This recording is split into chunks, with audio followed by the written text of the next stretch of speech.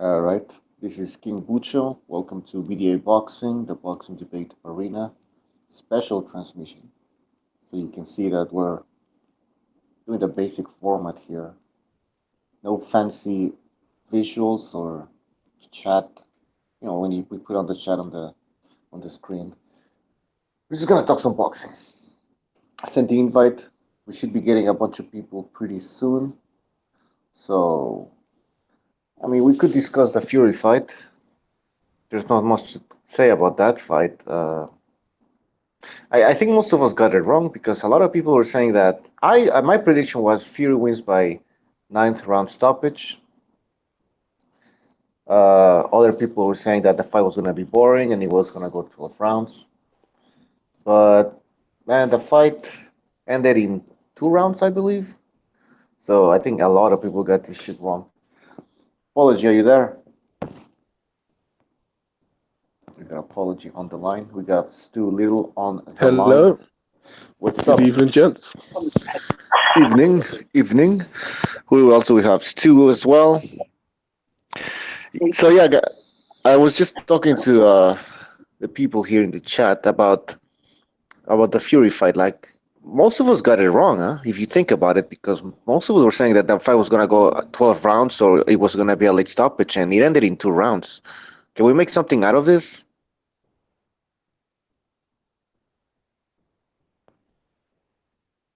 I see. Yeah, I don't know. What I'm trying to ask here is, uh, what does this fight shows us? Is Fury different now? Is he more confident in his power? Was I the mean, opponent really that crap? Or what do you think, Apology? he looked better than when he fought the other two bombs before the Wilder fight. He looked slimmer and more confident in himself. He wasn't Hmm. playing around doing the fag shit like kissing, sticking out his tongue, all the weird shit. So yeah, he looks better to me. Yeah, physically he looks. Wait, hold on. But somebody told me that he weighed. How much? How much did he weigh for this fight? 260, I believe. So that was more than the first fight.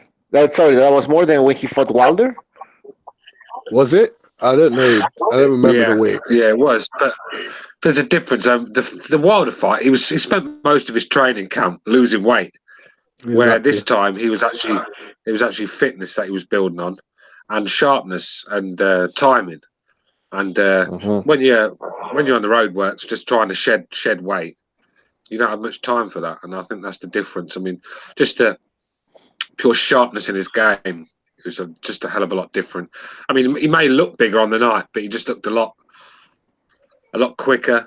You know, um, just a lot sharper, and he actually planted his feet, and he had some sort of mean intentions in his shots. He weren't just pushing them out and pop shotting sort of thing. He was Yeah. Hmm.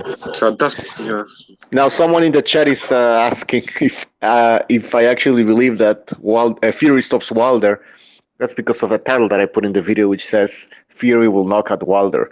I like to create a little bit of controversy, and so that's why I put that in the title. However, I do believe now that it's highly likely that Tyson Fury can knock out Deontay Wilder, and that's based also on the 12th round of that Wilder fight. I saw Fury hurt Deontay Wilder. He had Wilder clinching.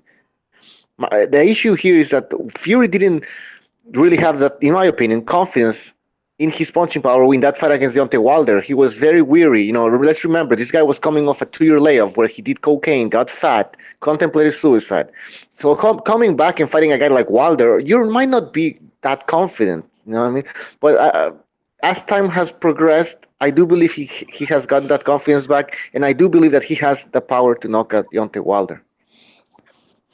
I mean, these fucking clowns. I mean, giving Fury stick. I understand the opponent weren't up to scratch sort of thing, but I think out of anyone that deserves an easy touch, it's Fury for coming back from that long layoff to fight Wilder, the most dangerous man in that division at the time that no one wanted to really go in with.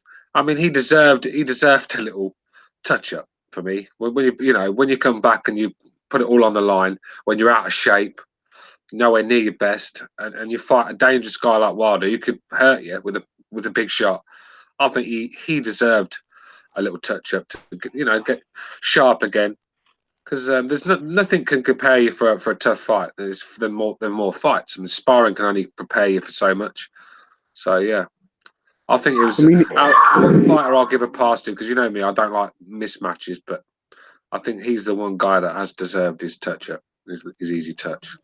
I mean, he got him out there quick, so that's all we can ask for. Yeah, exactly.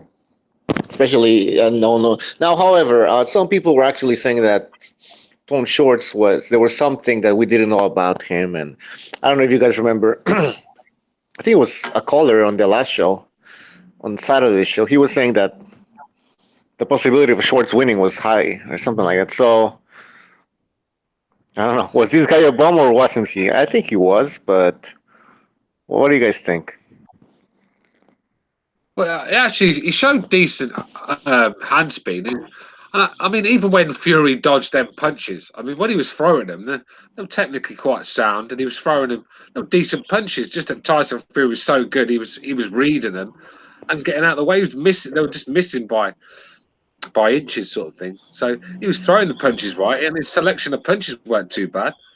It's just that he couldn't defensively, he couldn't cope with the range and the awkwardness that Tyson Fury comes with. And I don't think he's as bad as people are making out. Don't get me wrong, he's not Andy Ruiz sort of level, but he's got fast hand speed. He's a big guy, and his punch selection weren't too bad.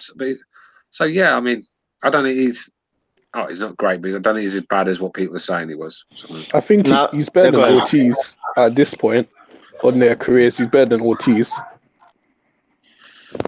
Well, I don't know, man. You're gonna get a lot of hate for that comment. He is. He's bro, old and slow now. Maybe. Now in the chat, somebody it's asking, can Walder knock out Tyson Fury? I think Walder can knock out anybody. However, we already saw Walder land one of the best punches he's ever landed, and that was in that 12th round against Tyson Fury. I mean, that left hook. Everybody thought that. I mean, it was over, and still Fury managed to get back up. So, what can Walder do in a rematch? What type of punch can he land in the rematch that is actually going to keep Fury down? I don't know. Yeah, I mean, it's still a tough one to call that, because with Wilder, that one shot can change it. But I think the Fury had match fitness. Just the other night, he showed match sharpness and match fitness, and I think that sort of Fury is going to be hard to beat. For me, I know it was against Schwartz, so I'm not going to start, going over the top. But for me, I think he showed that he's the best heavyweight in the world by quite a margin. It's just that Wilder has that equalising punch power, shall we say? Yeah, because in my opinion, Wilder was losing almost every fucking round against Tyson Fury. If you actually had the fight close, it was because of the knockdowns. So take away the knockdowns, what do you have, man? What do you have from Wilder? Absolutely nothing. And people are gonna say that I'm hating or whatever, but I'm being real with you. I watched the fight. I saw what I saw. I saw Wilder get outboxed. So it's just my opinion. Don't start calling me a hater. Cameron, I've noticed the Anthony Joshua fan club have turned on Fury instead of getting behind Fury. They've turned on the guy, and especially Hatman. I mean, that guy, he's out of his mind at the moment. I mean, we've done about 20 videos about Tyson Fury, not one of them giving him any credit. I saw a title of Boxing Beats and Rhymes. He was knocking it, calling it a farce and all that. So I think the AJ fanboys are not very happy. But let's keep it real. I think if Tyson Fury had got in there the night with Andy Ruiz, it would have been a different story than what Joshua's fight was. That's my opinion. Definitely. I just think Fury has a style that's just all wrong for Andy Ruiz, and I think that would be a comfortable night for him. But that fight's not happened yet, and Andy Ruiz has proved that he can pull the upset off. So I'm not counting my chicken, shall we say, but I think when you look at where Anthony Joshua is in his career, getting worse, and Tyson Fury seems to be getting better, I mean, I can see why they're upset. All right. We have Cameron on the line. Cameron, are you there? Yeah, man. How's it going? Pretty good, pretty good. Yeah, I got a few. Give us. I got Go a few ahead, go things. ahead. I got a few things to add to what Stu said because I completely agree with what Stu said. I actually don't think any heavyweight touches Fury right now. I agree with what Stu said. Wilder's got that equaliser, so it doesn't matter who you put him in there with. He's always going to have a chance more than any other heavyweight because he's just going to spark you out if he lands. But other than that, I don't see anybody else touching Fury. But I think, Ruiz is an upsetter, but I just think on the night, you look at Joshua's terrible, man. I'm not saying that Ruiz wouldn't have gave Joshua trouble if he was at his best, but I don't think any heavyweight touches Tyson at all. Not in this current division, anyway. I think if whoever he fights, he'll get the belts back. I just think technically he's on another level. I know Schwartz isn't exactly a world beater, but let's be real, he beat the shit out of him for 2 rounds. I just wish Tyson would sit down his punches a bit more because I don't think he has to move as much and waste as much energy as he does. I think if he sits his punches a bit more and then get more power behind him, because I think he's got a lot more power than people give him credit for. I think he'd be even more of a handful than he is. I think you forgot about Usyk. Yeah, until Usyk has a fight in the division, I'm not really classing him, but Yeah, man. When he moves up, Usyk's going to be a problem as well. yeah, I agree. He hasn't even fought at heavyweight yet, so. I think, yeah, it's got to be already. I better move. When's Gassiev fighting? July sometime. That's actually a pretty solid fight for his first fight heavyweight. Yeah. I like to see him with the top heavyweights as well. I like to see Gassiev against Char. Gassiev against Char, I'd like to see that fight, man. After this fight, get that belt, because Gassiev's not going to fight for any sort of fucking legit title anytime soon, so I'm sure they can get that title off Char and milk it for a bit on DAZN.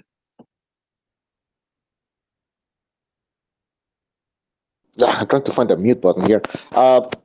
Yeah, by the way, how tall is Gassiev? Isn't he like 6 foot, right? 6'2"? 6'1"? 6'2". Yeah, he's around that. Yeah. I don't know. We'll see how he does at the heavyweight division. But yeah, I mean, we can only speak about the heavyweights that we have seen, so we're not going to get into like potential heavyweight contenders right now. From what we've seen, I have to agree with Cameron. Nobody touches Tyson Fury, in my opinion. I think he's the best heavyweight right now. Somebody asked in the chat what if we think that Andy Ruiz can defeat Wilder and Fury. I'm going to let you guys answer that question. What do you guys think? I think he has a chance against Wilder. I don't think he beats Fury, though. No, Fury understands range too much.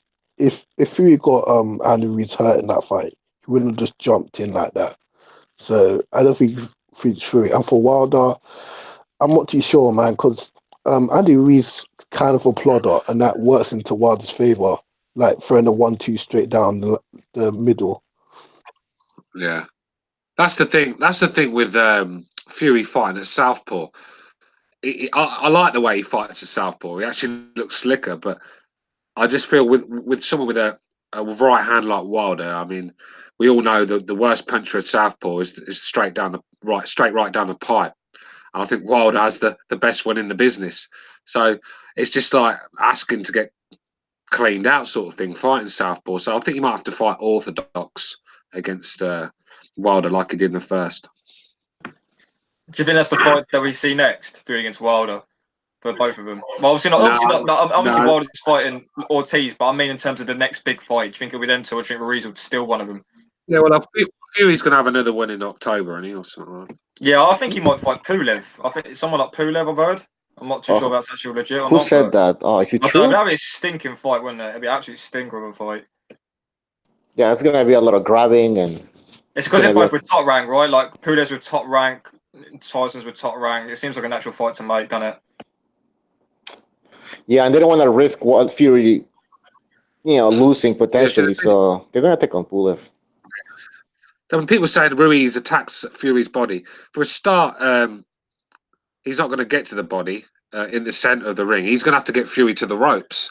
And then once he starts throwing to the body on the ropes, Fury's just going to lean on him, lean all over him. Exactly. The Vladimir Klitschko that just takes all your stamina from your legs. When you get fucking 270 pounds leaning all over you and holding you, it takes a lot out, especially when you're a fat guy like Andy Ruiz. I know he's got a decent tank, but this is no marathon runner we're talking about here. The tank's going to empty very quickly, and that's when Fury picks him apart. So yeah, the body punches are well and good. And still with Anthony Joshua, he didn't know how to hold. He didn't know how to use distance. He froze when he got hit with a shot. He admired his work when he landed. I mean, he just did everything wrong. When you're fighting a guy like Andy Ruiz. So Fury don't make them sort of mistakes. I got a quick follow-up, because speaking of that, Stu, you might be able to answer this, someone might be able to answer this. I've never seen Fury actually get hurt to the body, but I don't think I've seen anybody actually have any success to Fury when they've gone to the body on Fury. I can't remember a fight where I've seen Fury actually get trouble to the body at all in his career. Because it's hard. Because it's hard to hit his body. Most That's body what I'm saying, shots are thrown at mid-range, aren't they? The most body shots that drop people are thrown at mid-range and in the pocket. But you just don't get. It's hard to get to Fury in them range, But when you do get inside, like I said, it's going to be on the ropes and stuff, and then he can just tie you up and hold you and lean on you and make it messy. Just very difficult to catch him clean. Like I said, Joshua was tailor-made for Andy Ruiz, sort of thing, with the way he fought that night. But like I said, that Fury we saw the other night, I think he would have done that to Andy Ruiz. Yes, he would have had a few more problems, but I think it would have been the same outcome. Maybe not a stoppage, I don't know. But he'd have got beat up and scored and made to feel sorry for himself, that's for sure. I think Fury does a demolition job on Wilder in the rematch if he sits down and punches more. Yeah, that's what I keep saying. Absolutely. That's the key, man. Look at that 12th round, man.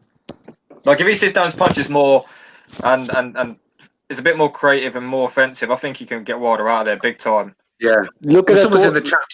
Someone's in the chat talking about southpaw. Sorry, Butcho. Someone's in the chat talking about Fury going southpaw, saying that he's working on that left hook. Which, I agree, and I think that left uppercut straight through the middle when he fights southpaw. I mean, that's a beautiful shot, and that was hurting Schwartz every time it landed. So I agree. That is a shot he could use. I just feel that right hand of Wilder, he's just opening himself up by standing in a southpaw stance. And like I said, with Wilder, it's hard to keep him use the range as well because his arms are as long as fucking Fury's. So it's just styles make fights. I think anyone else, I'd say, fight at southpaw because he actually looks a better fighter at southpaw for me, a bit slicker. I don't like the way he throws the southpaw jab out. He just he pushes it out a little bit, and I don't like that. And he sort of flicks it, sort of thing, and I don't like that. I don't like when fighters switch. I don't think fighters should be doing that. I mean, because that's your weakest side. That's your weakest, stance. And you're always all gonna be. I mean, this is the thing. I don't want Tyson Fury to do that against Wilder. I don't want him to clown around again. Like, okay, you can get away with it with a guy like Schwartz, but you cannot get away with it with a guy like Deontay Wilder because Wilder just touches you on like the top of the head and you go down. You know what I mean? So he has to really be focusing the rematch too. That's another interesting. Yeah. But off topic, a quick question. One of your panelists might know, or someone in the chat might know. Who won out of Makabu and Kudryashov yesterday? Because I can't find that fight anywhere. I want to know who won out of Makabu and Kudryashov. It's on YouTube. It's who won the great fight, man. You guys should watch it. Makabu. Oh, that was a great fight, man. Did he ice him? No, it was a competitive fight. He got stopped by the ref in the 6th round. But it was a great fight, man. Best fight of the year so far. You guys should watch it. That does surprise me because they're both two very limited offensive guys who can actually get hurt. So I'll go watch that fight. I agree with Butcher though about the stance switching thing. I think Crawford does a lot more than he needs to as well. Not as much, not over the top, but I think Crawford can limit it a bit as well. Because you're right. By the way, Tommy, you can join anytime you want. Just telling Tommy that he can join in. Oh, hey guys. Yeah, far away, Stu. Far away about what? Shit. Sorry, I thought you were talking. No, what? Crack on. My bad. Yeah, I need to catch that fight. I'll watch it later on because I missed it. But did you see the Go ahead. I watched all the fights this weekend apart from the Makabu Kudryashov one. So you saw the Doikos to be fight? Oh yeah, I watched that fight. Fuck yeah. Yeah, that was another decent fight. Yeah, I'm glad to beat. I'm glad to beat he's out because that guy's dirty as hell. That headbutt was ridiculous. So was a Brady's elbow. Tabiti's is one of the dirtiest fights I've ever seen. I think he's actually getting worse every fight I've seen him fight. When he fought Cunningham, it was a horrific fight. I'm glad Doikos iced him because Tabiti's he puts a blemish on the cruiserweight division stylistically because that division's got a reputation of being a really good division. And you got someone like Tabiti. I'm not sure what's worse actually, Tabiti's holding or Akoli's holding. It's very fucking close. In the chat, Chris K, just quickly a shout out. He's saying, "Did you know Fury is the lineal champion?" Yeah, they kept repeating that 100 times on ESPN. Yeah, I know. I mean, I know you can't vacate the lineal champ, but you shouldn't be lineal champ after being out for 2 years. I'm sorry. No, especially you know when they had it titled Fury Schwartz lineal heavyweight title, I was like, what the fuck is this? Like, come on now. Like, I know, like you're lineal champion. But... You let Fury claim his lineal title because let's be real. If there was a god in this fucking on this planet or wherever, then he'd be the WBC champion right now. He got fucking robbed. So at the end of the day, if we can't be the WBC champion, let him be the lineal. Yeah, that's a good point. To be honest, I'll give you that. No, man. Right. So, no, I'll give you that. I have to disagree with you, man. Fury's got every right. Hold on. After that robbery. What's the argument for him not being the lineal champion? He was out for 2 years and he didn't win anything. But he didn't win any fights either, did he? So how long can he you? was out for 2 years. You can't be lineal champ. Yeah, that's the question. How long can you stay without defending your title? How long can you stay a champion without defending the title? Vitali's still at champion emeritus, and he's been retired for about 7 years. I mean, fucking WBC crop shit. Yeah, you don't care about their rules. Let's create our own rules. How long do you guys think that after a certain period of inactivity you have to lose the belt? I'd say a year, 1 year. Well, Adonis Stevenson lost his Ring magazine. I mean, I know it's different, but Stevenson was stripped to the Ring magazine after 2 years. I know it's different, but after 2 years, it's the same principle. It is the same principle. You're saying. Yeah, he didn't fight anyone in the top 5 for over 2 years, so he got stripped of the title. So I think that I mean, lineal's not actually a real belt, is it? It's just some fucking lineage crap that they give you. Title like Lord of the Manor. Yeah, like it's a fucking a thing where you need to beat me to be described as a lineal title, but it's not actually a fucking belt, is it? So it's a thing that describes you as the man of the division. So let's be well, that's all a fucking bit of bogus as well, in my opinion. Well, there's a difference between being lineal and being the ring. Oh yeah. People get confused though. People get confused. Yeah, they do. I mean, let's not even talk about undisputed. But you could be the lineal champ, but not be the ring magazine because you could have had a bad year where you look poor, but you still won. And the Ring magazine is corrupted. Let's be honest. Well, when Mayweather, when Ring magazine's about owned by Oscar De La Weirdo, isn't it? When Mayweather retired, the Pacquiao Bradley third fight was for the lineal welterweight championship. Then Pacquiao lost it. I'm not sure if he lost it to Horn or something like that, but yeah, that third fight was classed as the lineal welterweight championship after Floyd retired. So it's all over the shop, that title. But yeah, Fury beat Flat. I mean, does that mean Crawford is the lineal at 147? Yeah. I mean, that's what I don't know. I don't know if it is. I'm not too sure, but no, of course. Well, it's simple logic. That's what it would. It's logically, yeah. But if you go on BoxRec and things like that, and fucking every other site like Ring Magazine, they haven't got Crawford as a lineal welterweight title. So, you sure he wasn't the Ring? He's not. No. It was a lineal and WBO welterweight title when he fought Bradley. Lineal, okay. Yeah. No, then that means Crawford's got it. I mean, logistically, yeah. No one. It's a vacant. No. Yeah, if you win all the belts, all the sanctioning bodies, you are officially the undisputed champion, no matter what anybody says, right? Yes. Could there be no, go hold on. Hypothetically, let's say Fury, let's say Walder unifies against Ruiz, some crazy idea. But does that mean that Fury's still the lineal champion? Even if Walder gets all the belts? Technically, it does. Yeah, it does because he hasn't had it. Look, you have to look at it this way. If they hadn't already fought, that would have made this a lot simpler. But seeing as they already have fought, look, you're the champion until you're beaten. In any title you get, you're the champion until you're beaten, or you're stripped. But you're never stripped of the lineal. It's a 2-year layoff, or you're beaten. Yeah. It's a 2-year layoff that's fucking everything up here. you know the way I think about the lineal?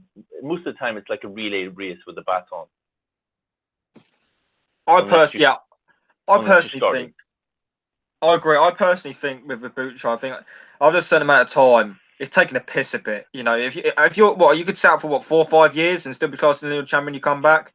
I mean, what's the kind of? Don't get me wrong. I mean, as I said on Raphael Dawkins' channel, it's not like he's an admirable champion. It's like the way I look at it is. Do you remember when Paulie Malignaggi went up to 147? He stopped. What the hell's that guy's name? And he's supposed to be pillow fisted, but. Oh, you're on about Shevchenko. Yeah. But he went for the weakest champion. So does that mean that he's a respectable champion at 147? No. Well, no. I mean, do we give Broner credit for being, a respectable 4 division world champion? So you have to put it in the context. Just because someone's the ring or the lineal or this or that doesn't mean that they're all that. It's just that's the title that they've got at that moment in time. Yeah, I mean, there's a lot of. I mean, look. I love Pacquiao, but that WBA belt is a lot of shite. Like the fact he's holding at that press conference. Yeah, the regular, that's a lot of bullshit, especially when Furman's been. I know he was out for a while, but the regular belt's fucking bullshit, in my opinion. I've never classed that as a world title. Whether you're Manny Pacquiao or fucking Joe Bloggs, belt means nothing, in my opinion. Until you beat Keith Furman, you're not a WBA worldwide champion. That's my point of view. Who was the last champion to actually defend undisputed? Bernard Hopkins against Jermaine Taylor, maybe, or Taylor against Pavlik. Did Usyk defend against Bellew? No, he didn't. Usyk defended against Bellew. That's correct. Yeah. Okay. Yeah, but before that, it was Hopkins against Taylor or Taylor against Pavlik. One of the two, because all 3 of them were classed as the undisputed middleweight champion, right? Until Pavlik was stripped of one of them. So that's right, because they fought the rematch with WBC, WBA, I think. Yeah. I think Pavlik, lost one of the belts, or Taylor dropped one of them. But yeah, Usyk was the last one. I completely forgot about that. No, Crawford. Did he defend it though? No, he never. He won. He beat Ndongo and moved straight to 147. He never. Usyk never defended his. Oh yeah. Yeah, he defended against Bellew. Yeah. Wait, who's coming up with this idea that you have to defend the belt? No one. We're it. I'm fucking confused. We're just coming up with logistics that what makes a legit champion, what isn't a legit champion. Like, do we class Broner as a legit 4-weight world champion? No, because he fought absolute shite in every fight he won for the belt. Yeah, Delboy is saying that everything in context. Delboy in the chat saying that the lineal is purely a marketing ploy. If or when Fury gets a belt, they will refer to the belt, not his lineal title. No, I think they will still call Fury the lineal champion, though. I mean, look, until someone beats Fury, you have to say Fury. I mean, for me, it's a bit of a tough one because Fury beat Vlad when he was king of division, but then he's out for 2.5 years, and then when he comes back, most people are saying that he's still the man to beat, and a lot of people are still saying, well, he was out for years and the division moved on. So it's kind of a anticlimactic thing. But for me, I actually think until someone beats Fury, despite the layoff and how good he's looking now, and the fact he actually realistically, we all thought he beat Walder, he is still the man to beat for me.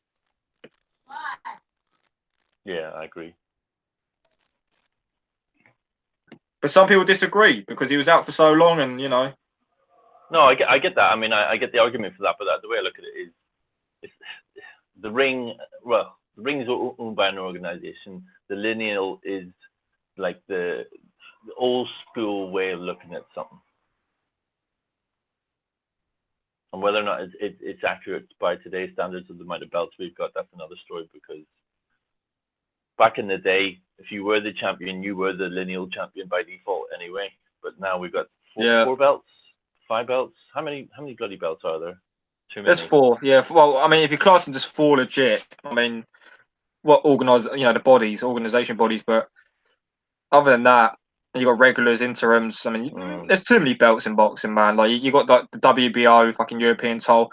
There's just getting more and more belts made. I don't even pay attention to titles anymore unless it's the legit 4. You know what I mean? I don't even pay attention to lineal. Like, I know who I think is the best in the division and, and who they beat. So, but Now, Fury, I mean, Schwartz shouldn't be fighting for a lineal belt. I mean, fucking, that's a sparring session. That fight is that class of the defense of the lineal title? That's the joke about lineal. Yeah. Because once you've got it, it's a tainted title. Yeah, exactly. Because you could fight a fucking 4-rounder and be classed as a lineal heavyweight title fight. Shit, you could fight a charity exhibition fight with a wrestler and get beaten. Yeah, and if he he loses the that, is he lineal classed champion yeah. and they're not even a boxer? Yeah, it's a lot of bullshit. Hmm. I think we got McGregor on the line, by the way, Butchie. Oh, yeah, go ahead. McGregor, what's up? What's up, lads? What are we talking about? What are we talking? We're talking about, you know, belts and how credible the lineal title is when Fury spawns like Tom Schwartz. What was Cameron? What was the very first ever defense of a lineal belt? Fuck no, it's probably well before I was born, man. It was against a man who had a losing record. So when people bring up like the lineal shit, like, I don't like to debate it, just primarily because nearly nobody knows what the fuck lineage is. They don't even know when it originated or when the first phrasing of it was or what the meaning of it is. But it's not a title. Are you saying it's pointless? So it's pointless. Well, yeah, because nearly nobody knows what the fuck they're talking about with it anyway. Everyone has their own criteria. I mean, you're not defending it. If you lose your lineal, you lose the lineage line and someone else is beating you. That's pretty much it. That's all it is. It's like, I won the race at school last year. I'm the defending champion and I've lost. That kind of thing. But it's not like a belt. No, I've never seen a lineal belt in my life. No, yeah. I don't know how we go on this topic, to be honest with you, but yeah. Well, remember we had the situation with Stevenson, who was, if you follow the lineage, he was a lineal champ. Until he lost to Gvozdik. Yes. Who's now the lineal light heavyweight title champion, yeah. But then it goes into. Didn't we disagree with low plays for the longest of time that Stevenson wasn't the lineal champion? No, the ring. I mean, we were based on. I mean, officially he was, right? But the fact is, he actually got stripped of the Ring magazine title after 2 years because he didn't defend against a top 5 opponent between 15 and 17. So he got stripped of the ring, but he's still the lineal because obviously he hadn't got beat. Can I argue that point? Just real quick. Officially he was. Officially he wasn't, because who decided that he was the lineal champion? When a lineage was reformed, did every boxing fan come together to say this is the man? No. So that's not official. It's just the opinion of editors with Ring magazine who came to that conclusion. But is lineage and Ring magazine a thing together, like? Because it's not, is it? It's two separate things. No, because the very first Ring magazine title that was ever given out was given out in the 20s, and the lineage goes back to the very first origination of champions, which was in the 1880s. Under Queensbury, anyway. Okay, but you can follow the lineage or not. Well, no, because it was broken up during the 19... It was essentially every lineal champion. It had to be reformed at some point. So, like, let's look at Bantamweight. All 4 first world champions at Bantamweight, the first one, he vacated, moved up to featherweight. Lineage gone. You can't go all the way back and trace back to him because he was never beat. The second champion retired with the belt, Jimmy Barry. The third champion vacated, and the fourth champion vacated. So it can't be traced back to the start of the belt. So when people say the man who beat the man to the origination of the title, it doesn't exist anymore. Because every lineal line has been reformed a minimum of 3 times. Okay, but then in that situation, you kind of get into the consensus of this was the number 1 contender, this was the number 2 or 3, and then they fought each other, and they restore the lineal championship, correct? That's how you can. Yeah, you can, but how many times has that happened? That's a good question. I don't know. You probably know more than me. It's happened twice in the entire history. Once a bantamweight when 2 people came together with the NSAC and the NSAC and the NBA and the IBU, where they became undisputed. And the only other time it happened for 2 people to come together and unify was a heavyweight when Archie Moore moved up and he won the NSAC and he fought against Floyd Patterson. So they fought each other to become undisputed, and Floyd Patterson restarted the lineage, which was changed from Marciano, I believe. That's the only 2 occasions that's happened.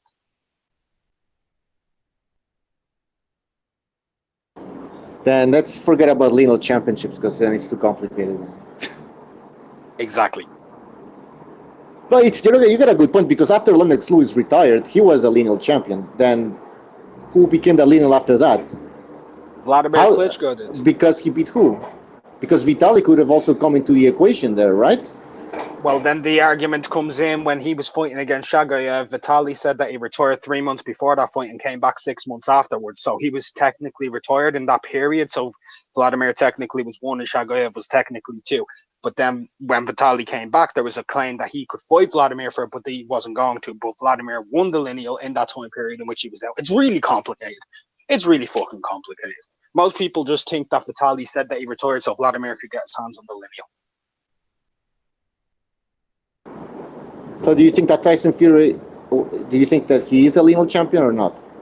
I don't think he's a lineal champion because he was suspended for drugs. The only other time a champion was ever stripped for a suspension was Muhammad Ali. He was meant to be stripped indefinitely, but he won his court case and it was 3 years.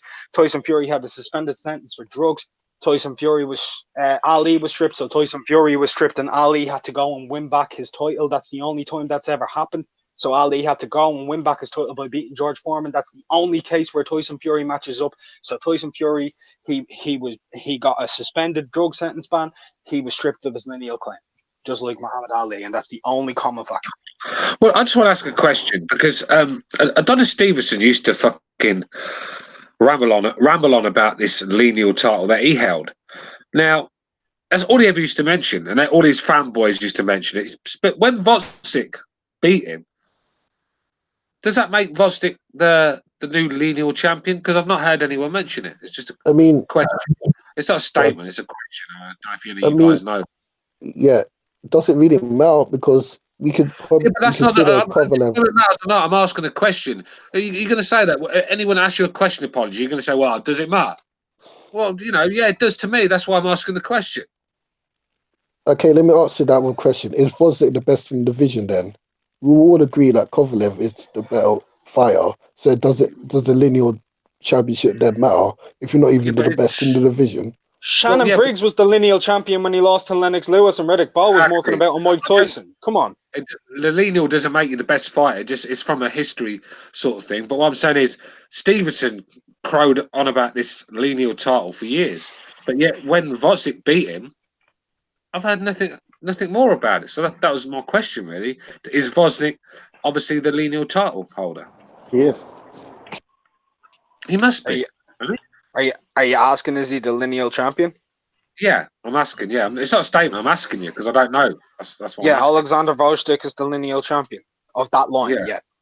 Of the Jean Pascal to Steve, Jean Pascal, Hopkins, Dawson, Stevenson, Vostik. Yeah, because no one's ever mentioned it. I mean, it was a seller when Adonis Stevenson held it, but when Vostik wins it, no one cares about it anymore. It's just a bit funny, really, because he should be the one crying from the rooftops that he's the lineal title holder as well. It's a good thing to shout out, really, because casuals fall for it, don't they? But do you guys think he believes that he's a lineal champ? I don't know what he believes. I don't know what he believes, but if he is, he is. It's like some people don't believe they're white, but they are. Do you know what I mean? What? Yo, McGregor, have you never heard of Sean King? Yeah, that's the guy I'm on about. Yo, McGregor, just type in Sean King. Is he the one that does the Black Lives Matter or something? Or yeah. He claims to be black. Is Sean King that dude who came out in 2007 with that song "Beautiful Girl"? No. Like the little fat fella in the little fat black fella who was like, "Your way to beautiful girl." No, not BB King. No, that's Sean Kingston. What the hell's Sean King? He's basically a guy pretending to be black when he was born white. Oh, good God. Let's get back to boxing here. We don't want you to. That's like Steve Martin and the Jerk, man. Yeah, well, that was just an analogy. It wasn't a topic that I wanted to bring up. I was just using it as an analogy. But yeah, it's a funny one, that lineal stuff. Don't take it too serious. But if it's a selling, I mean, Top Rank have used it well and sold it well in America. And Tyson Fury's getting. It looks like he is becoming a real big name over there. They love him over there because he They brings love him more. entertainment. Yeah, they do. They like him better than they like Wilder. That's a fact. Exactly. Oh Definitely. no, don't say that. Well, it's true. It is true, man. Whether I just see a different sort of vibe when Tyson Fury's in town. They just seem to back him a little bit more. I think because Tyson Fury is less cringy. I know he does some like weird stuff all the time, but he's just more likable, less cringy. Well, I just don't. I think everyone's had enough of that thug. Yeah. Personality, you know, fucking just being a thug all the time. I want a body in the ring. Like, come Yeah, on. I know. Tyson Fury's a fucking idiot at times. He is. He's a clown, but he's quite entertaining with it, and he just brings something different, you know. And he's a very intelligent man as well, a very smart man. And for me, he's the most. He's the interview I look out for the most. If there's a Tyson Fury interview, I'll watch it. I do enjoy his interviews. I mean, I want to watch it, but he's always wearing the shorts. So I'm a bit like,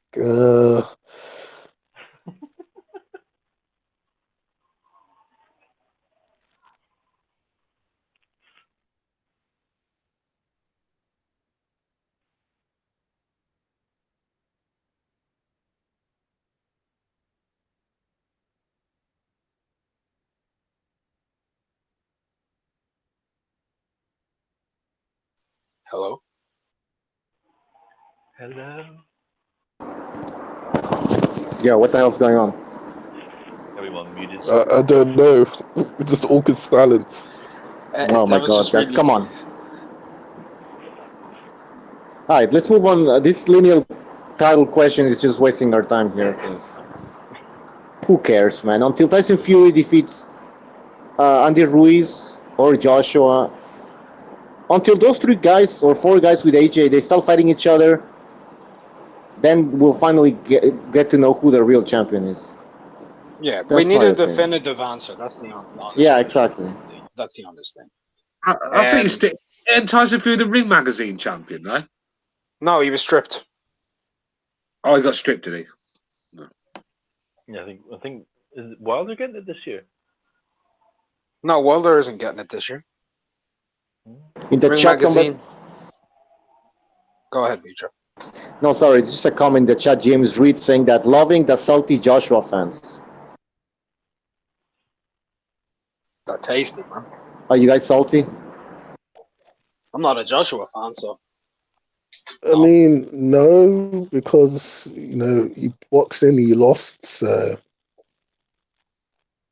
that's part of the game. No, I'm not salty at all.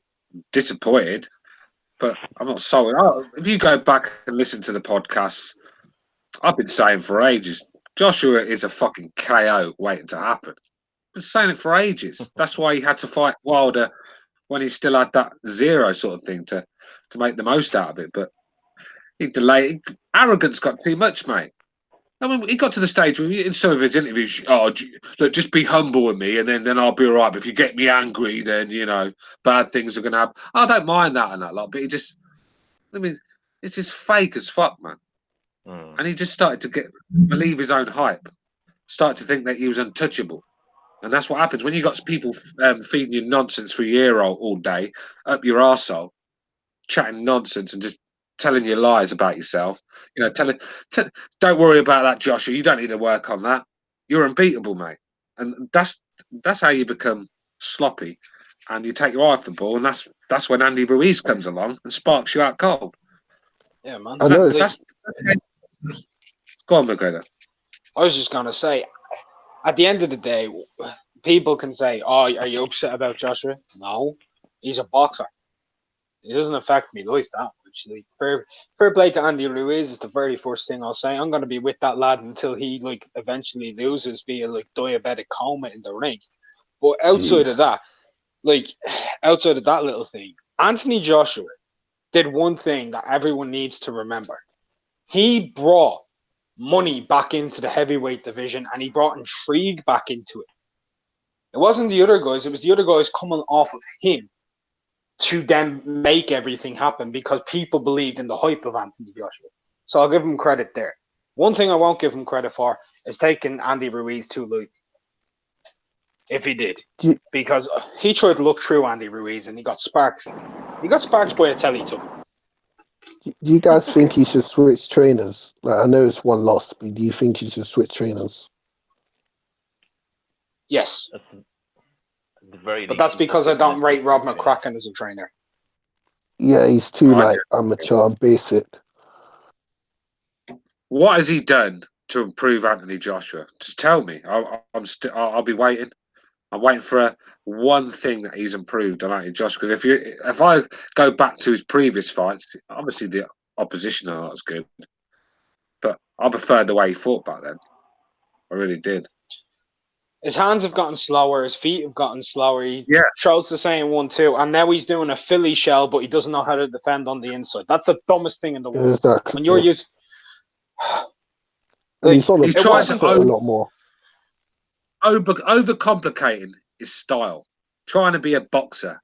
You know what Rob McCracken trying to get him because he's very methodical style. Rob McCracken style.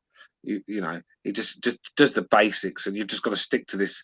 Very, very boxing minded. I get that, and that's sometimes it works when you've got the style. But he hasn't. Joshua's more of a fighter. I think he's just not a boxer. Can I just play devil's advocate here because, you know, I hear all this talk about we saw the decline in Anthony Joshua, we saw all these weaknesses, but nobody predicted Andy Ruiz was going to win the fight. Correct? You know we picked 3 days before the fight officially on my channel, so I predicted Andy Ruiz. All right. Del Boy in the I'll chat have to look at your videos, McGregor, and see if you're telling the truth. I'm joking. I'll send you the video. Yeah, it's okay. That's okay. Sorry, let's just introduce Precise. Precise, are you there? Yeah, what's up? What up? We're just talking here, heavyweight talk. So you can chime in anytime you want. How about that knockout by Fury, huh? I guess you guys already talked about that, huh? Yeah. Mm-hmm. Yeah. He looked bad, man. Fury looked terrible. Yeah. I mean, I'm exaggerating, but like, is it just me or was he a lot faster like 4 years ago? He looks like he didn't look slow, but compared to the old Fury, I thought he looked a lot slower. Maybe he was just playing with the guy. I don't know. You think he looks slower? Like Fury's 1-2 was probably the fastest in boxing at one point, regardless of weight division. Like it was retarded fast, his 1-2, when he really committed to throwing it fast. And he threw a few 1-2s in this fight, and you know, it's not slow, but compared to what it used to be, it's much slower. Again, it could be because he was just playing with the guy, but I just don't see how, you know, him putting on weight benefits, and whether it's muscle or fat or not losing the fat and putting on muscle. I just don't see how that benefits him because he was always the type of guy that relied on speed and light feet, right? Being light on his feet. So I don't know, man. For me, there were a lot of red flags in this fight. But, you know, when he was fighting the Safaris of the world, he was getting hit with the right hand. And then he got in the ring with Walder, and he didn't quite get hit with those same kind of right hands. So you got to take that with a grain of salt. But I don't know if you guys noticed, he was, again, bending below the waist and playing around, doing the same shit that got him knocked down against Walder, that cost him the fight. So he's doing that shit again. And so much as, you know, the commentators got excited about him shooking and jiving in there, he did get hit with the right hand by this guy that was just dreadful, man. I mean, the guy, I don't know where the fuck they found this guy, but he didn't come to win. So to me, Fury, I don't know. I don't want to say he's slowing down necessarily. I just don't think he's ever gotten back to his top form. And he's not correcting the mistakes that got him in trouble in this last fight. I don't know what the rest of you thought. I just think with Fury, it depends on the opponent in there. I think that when he's in there with someone that's dangerous, then I think he ups his game quite a bit.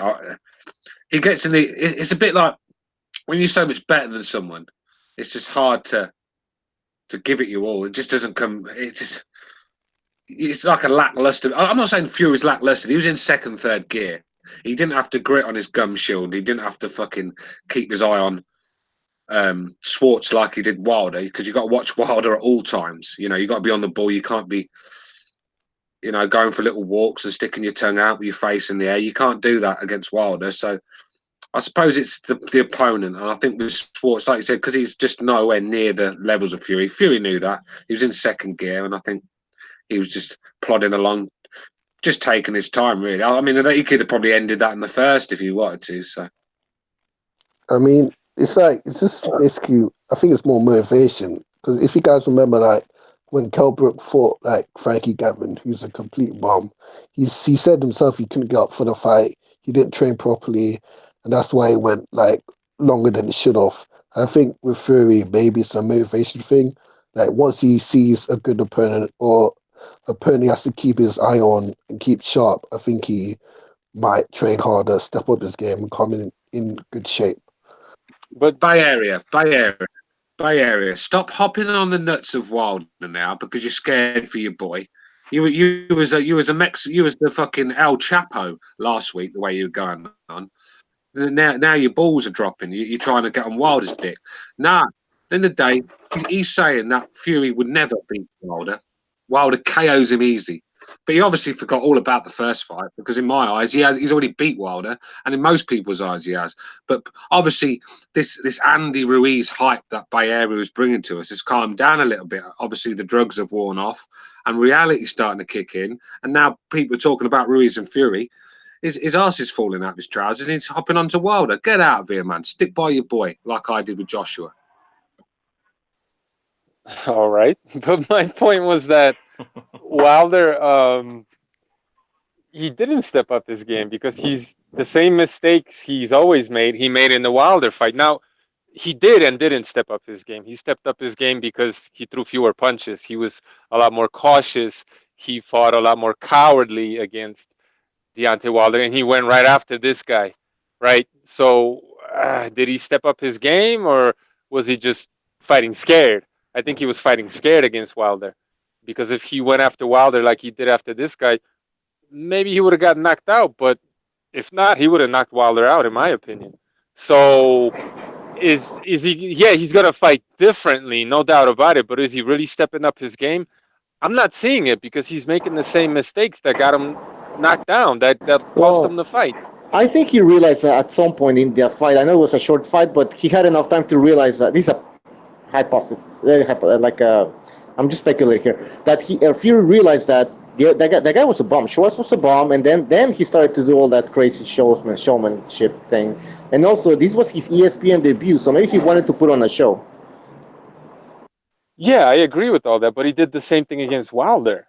You know what I'm saying? So I have no indication going into the rematch that he's going to stop fucking around, because he was doing the same stupid shit in front of Wilder. And okay, maybe Wilder was too tired or just not good enough to crack him, but you know, the problem with what Schwartz was doing is that he was throwing a basic, you know, right hand, left hand, and all looping shots, right hand, left, right, left, right, left. So it's really easy to roll that stuff and make it look fancy for people who don't know what they're looking at. But if Schwartz were to only double up the left hand or the right hand, he would have had Tyson Fury turning into the right hand. You know what I'm saying? And he could have fucking put him down. But he didn't come to win. But there's a problem with that, Precise. You can't double up. You're expecting Tom Schwartz to do like an above basic maneuver. Yeah, I'm not expecting him to do that. I'm saying Deontay Wilder might. You know what I mean? Or someone better. I've never seen Wilder do that. No, I thought Fury, to be honest with you, I thought Fury avoided a hell of a lot of Wilder's shots. I mean, Wilder was swinging the shot that could have taken his head off if they'd landed. And I think Fury did ever so well to get out of the way of some of them shots. Of course, when you start to slow and fatigue, you've not been in a decent fight for 3 years, then mental fatigue kicks in, and you're vulnerable to a big shot from a big punch, of course, in the latter rounds. But I don't know if we can Because I think if Fury comes with that sort of venom in his punches, like you said earlier, Wilder's got that to worry about as well. And I think if Fury puts it on Wilder and starts taking it to Wilder a bit more, yes, he's got more chance of getting knocked out. But I see Wilder crumbling. I see him falling to pieces once you put the pressure on him. And I think that's what Fury's got to do. I don't think you can box on the back foot, trying to avoid shots and fucking, you know, doing all them sort of moves he was doing against Schwartz. I don't believe that is going to work against Wilder for 12 rounds. But Wilder's got his own problems, because if Fury comes with that sort of pace and mixing up the punches as well, if he does that again, and I think Wilder could break himself. In my opinion, that key round is that 12th round. Not because Fury went down, but what happened after. When he got back up, he actually at some point came forward and landed a big right hand, had Walder clinching. And this is what Walder should have done in other instances during the fight. Be the aggressor. Walder eats so many feints, man, and once he feints, go for it, man. Hit him hard, man. Well, that's why I'm saying he felt cowardly, because the opportunities were there. Go ahead. Absolutely, I agree.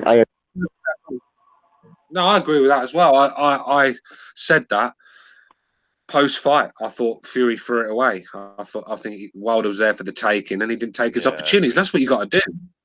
And I think with the Schwarzer fight, I mean, I know it's a different level. I know it is, but I think when we saw Schwartz hurt, I like the way he stepped in and tried to get the job done, and that's what he's got to do. You know, because with Wilder, when you're putting out Wilder's not a counter puncher, so he just covers up. When you're throwing shots at him, he has that high guard and he just covers up. He doesn't have any counter punching in his arsenal, sort of thing. So he's not going to come back with a Juan Manuel Marquez shot that's cleaning you out. He's going to clean you out from range when he's dictating the pace, and he's, you know, when you're landing it on him, he just covers up. So you've got to put more work in, and I don't understand why a lot of fighters don't do that, especially on the inside where the guy's just got no game whatsoever. Wilder, I mean, it's just amateurish game plans that have gone in there against Wilder. I mean, just maybe they don't want to get close to him because he smells bad. Oh, that explains it. I think there's one thing that we're all overlooking in the rematch, and that is how much will the Fury have learned about Wilder from the first fight to be able to capitalize in the second fight. I'll be honest with you. I think his game plan will stay the exact same. He already knew what Wilder brought. Yeah, but will he be more effective is my question. Yeah, me too. I want to know that. He might be, but the main thing is, I think Wilder learned more about the timing of Fury than anything.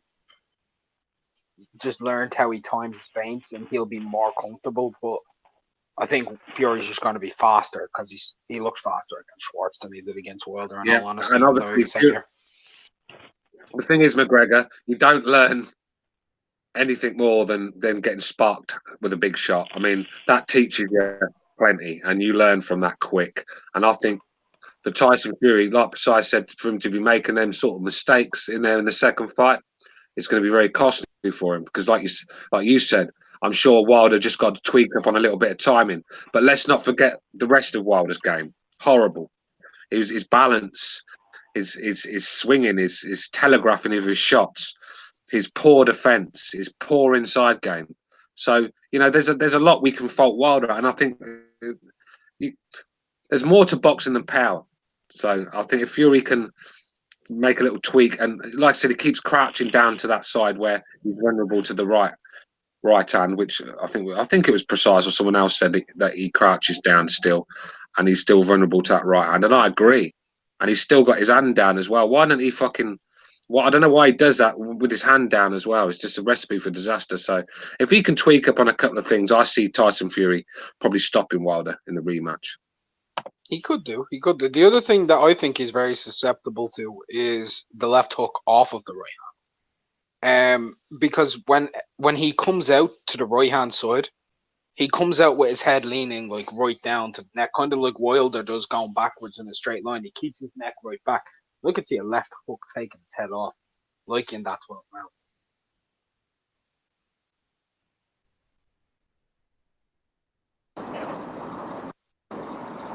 So what are you saying?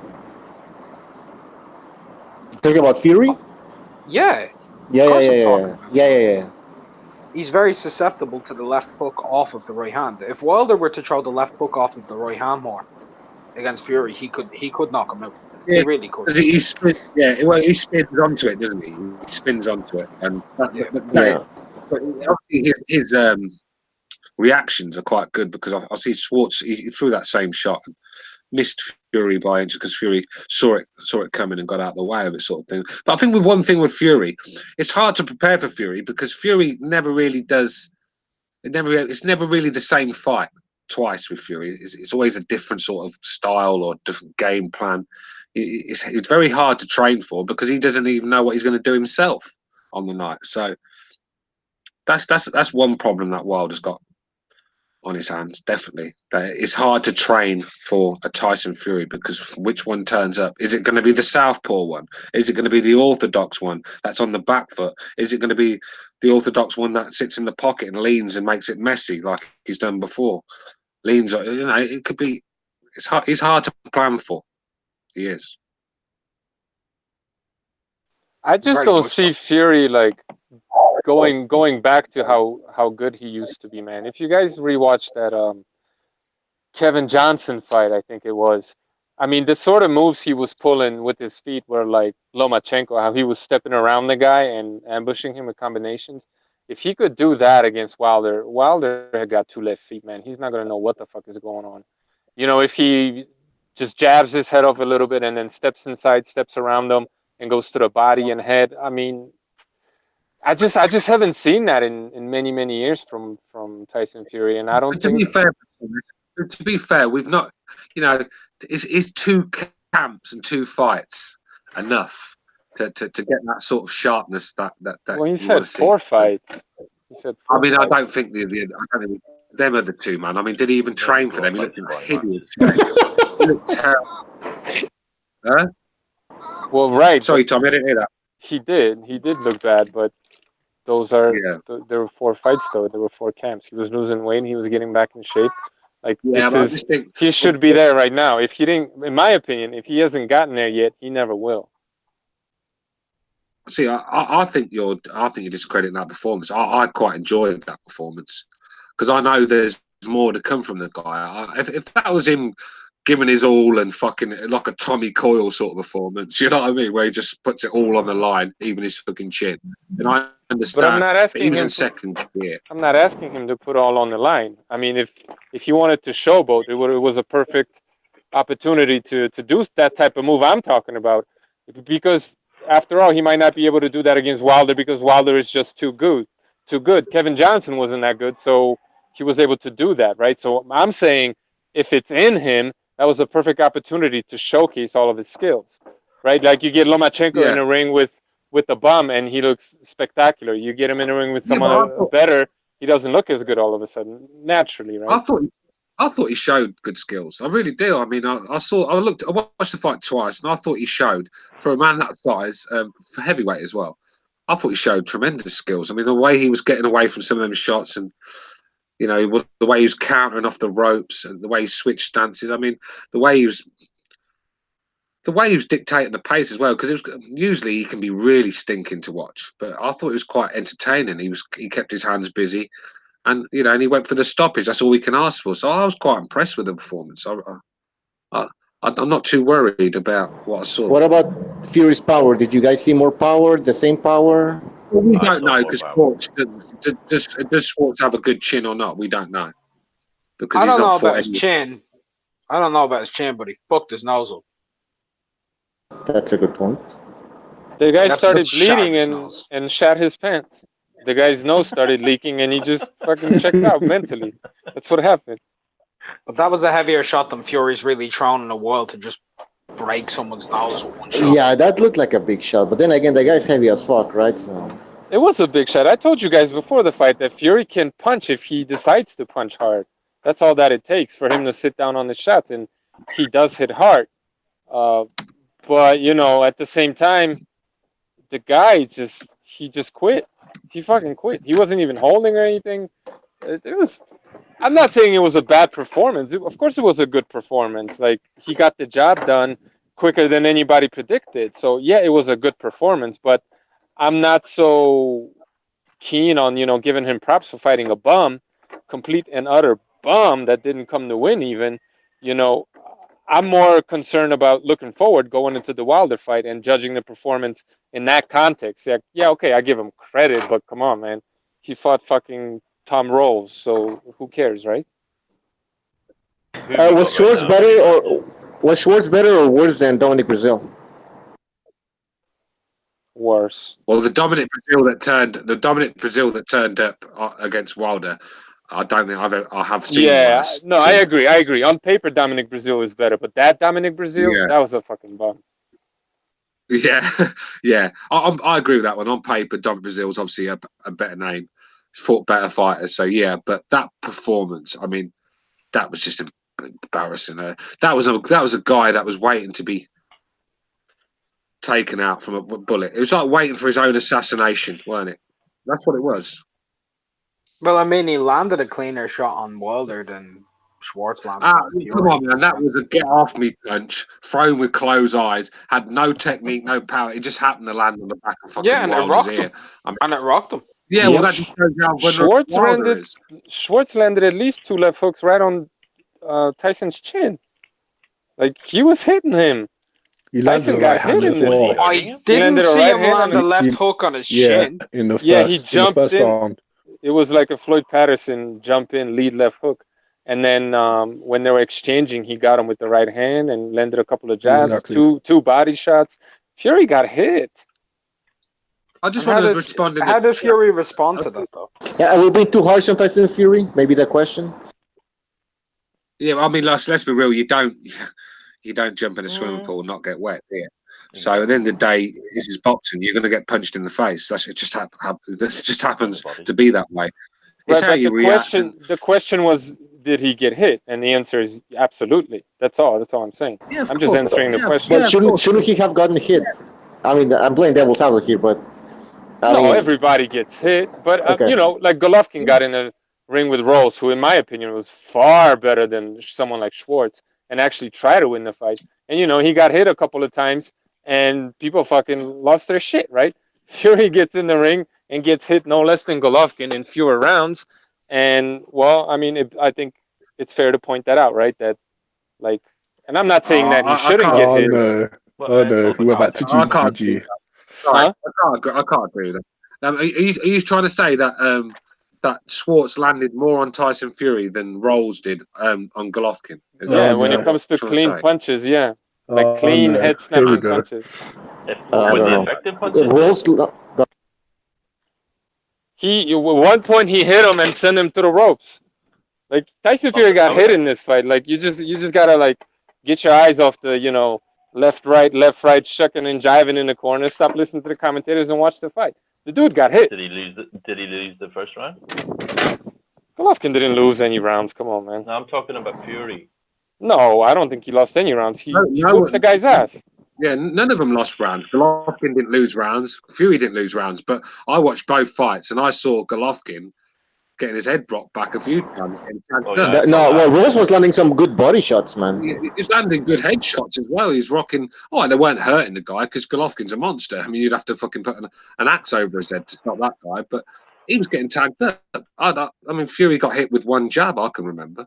But like I said, it's what you see in it. Yeah, but Golovkin also landed more punches. Maybe he got hit with more punches, but he also landed more punches. Yeah, and he had a guy. We're talking about getting hit, though. Well, I mean, I think Tyson Fury, Golovkin went 4 rounds, right? So obviously he's going to get hit more in 4 rounds. But if you look at how many punches each took, from what I remember, clean punches. Yeah, it was dramatic. Don't get me wrong. When Rolls jumped in with that jab and snapped his head back. Yeah, it was dramatic. Of course, it was jarring. Don't get me wrong, but it's still just one punch. Schwartz, who, I mean, come on, that guy looked like a straight up bum. Like that guy, he didn't know what he was doing. He was just walking in, wasn't moving his head really. Yeah, he did a little bit. Like he was just awful, and he was able to land cleanly on Tyson Fury. Why? Because Tyson Fury fights with his hands down. Golovkin had his hands up, and the one time that he dropped his hands, Rolls fucking cracked him. You know what I mean? So I don't know. I don't put too much stock into fighters getting hit because I expect them to get hit. all I'm saying is that there seems to be a double standard here, because Tyson Fury was always considered to be an excellent defensive fighter, and Golovkin was always considered to have leaky defense. And yet, when you actually watch the fights, it's very comparable how much they get hit. Can we say that Fury didn't fight like he usually does in this fight? Or was it the same type of Tyson Fury that we've seen in the past? Was he trying to be more aggressive in this fight? Is that possible? Or was he trying to be more of a showman? He was more aggressive. He was more aggressive. I mean, I know none of us put any stock into CompuBox, but according to them, Schwartz landed 6 punches on Tyson Fury and Rolls landed 38 on Golovkin. In 4 rounds? In 4 rounds, yeah. So on average, 9.5 a round. They have Schwartz landing 3 a round. Mac Arts in chat. What do you think about Dillian White versus Fury? Because he's talking about Fury dropping his hands and Dillian White landing a left hook. I think Fury stays long the entire fight on the back foot and jabs him without throwing a power shot. Yeah, just like he did to Chisora. I see him Chisora 2-ing him, to be honest. This is the problem with this, when you fight a bomb and stuff like that, and it just creates more questions than answers, man. So...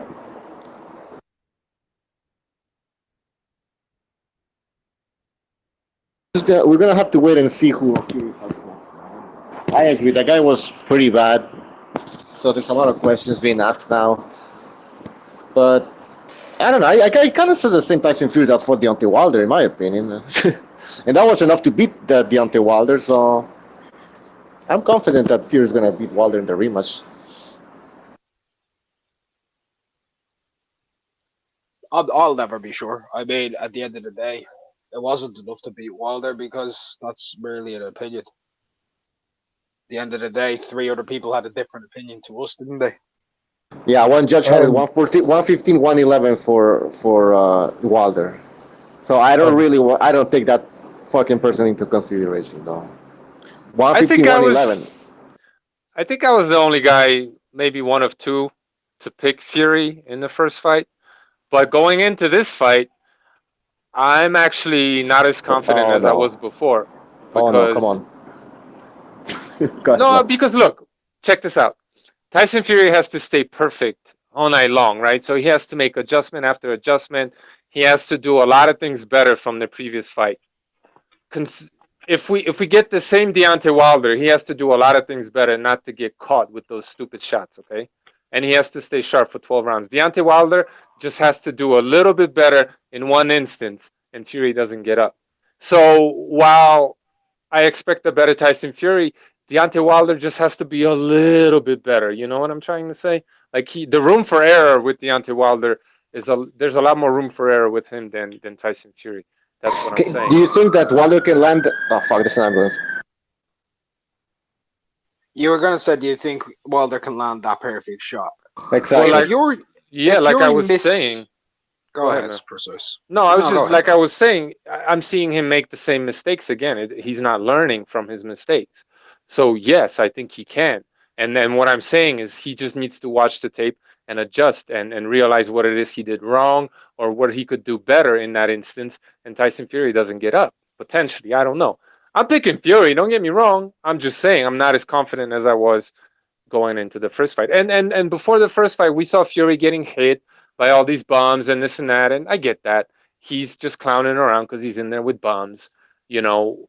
So that didn't make me think twice. But it's the things that I look for him to improve on, because those were the things that got him knocked down.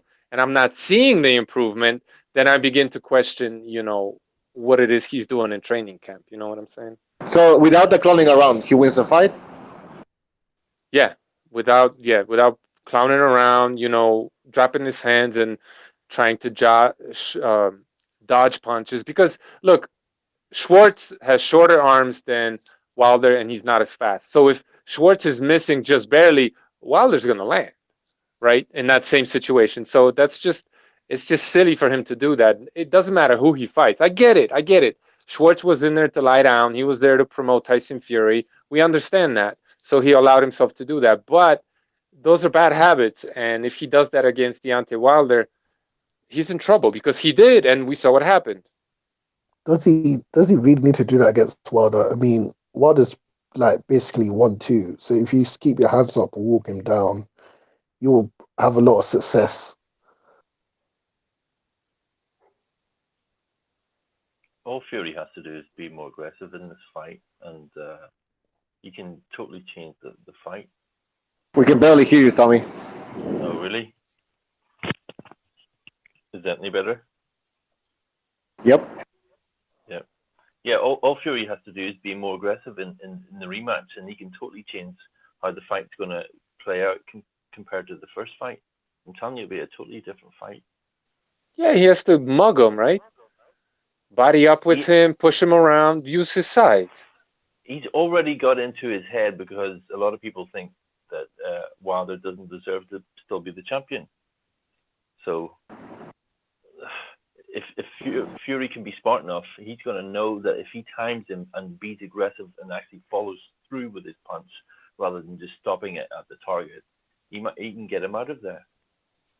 That's what I only have one problem with that. What's that? My only problem with that is all Wilder needs to do is take one step back as Fury comes in if he's more aggressive and throw while Fury moves forward. Wilder KOs people going backwards. Like when they're going backwards. If someone's walking on and he steps in at the right moment, he could literally put him in a But that's why Fury has to come in at an angle. He has to step around him. Fury has to counter him. Very clever aggressively, and he's much more clever when he's defensive than he is coming forward. But Wilder's shots are kind of predictable, and if Fury has his hands up, he can just walk him down, essentially. I know it's not as easy, but he can. It's very possible he could do something like that.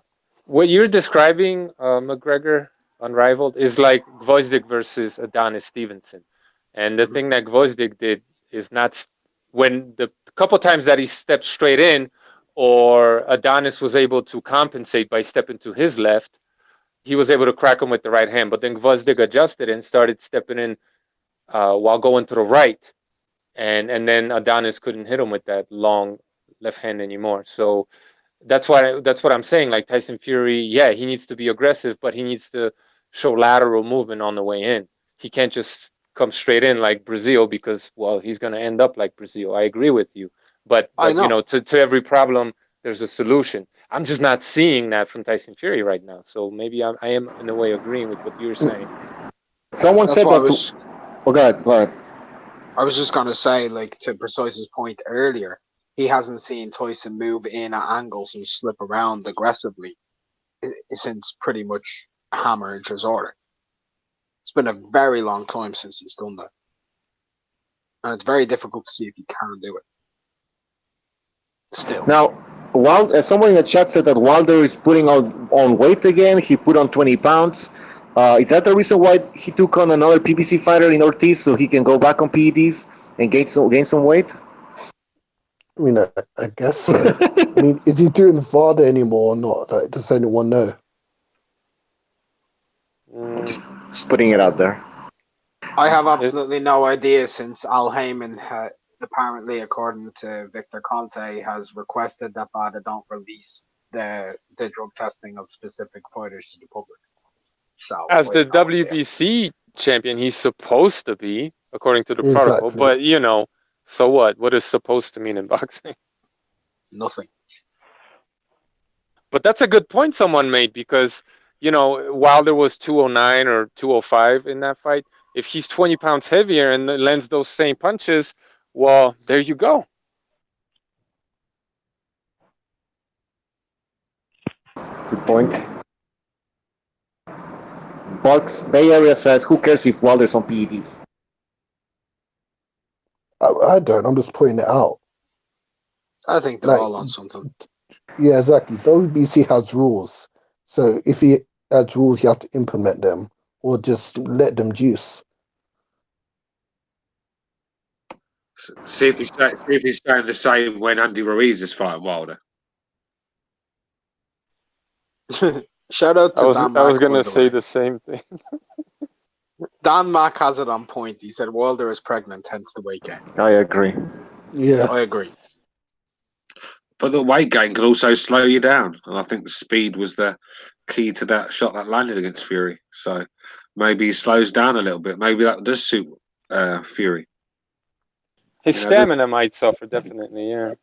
Yeah, of course. I mean, if he takes, go on, Apology. no, if he takes the right like mixture of like PDs, he'll be fine. But whatever weight Wilder came in and he's never shown stamina problems. That's you could criticize him for everything except that. No, Yeah, it's got time. no, I don't think stamina will be a problem. Just could slow him down a little bit. Now, were you guys expecting Walder to get tired in that fight against Fury where he didn't do shit? He was getting Get tired. He was swinging for the hills and missing, and that's what happens when you miss punches. It takes a lot out of it. I mean, if you're going to swing like that, you got to land on something. Yeah, but I keep hearing that Wilder's stamina is fantastic, or not fantastic, or it's okay. But listen, when he fought Ortiz for 5 rounds, nobody did shit. Both Ortiz and Walder. You know what I mean? Walder, Washington, nothing happened for like 4 rounds. Yeah, so, busy. You know, he's exactly. He's yeah, he won't get tired if he doesn't throw punches at all, man. So you've got to take it. You've got to take Wilder to the trenches in the pocket and just rough him up and don't give him a space. Don't give him time to breathe. And that's when he panics. I know when he panics, what the little defense he does has goes out the window, and he's there for the taking. You saw what happened when Fury piled the pressure on. It looked like he could stop Wilder any time, but he just kept backing off. That 12th round, man, exactly, Stu. He had Wilder fucking clinching, man. Come on.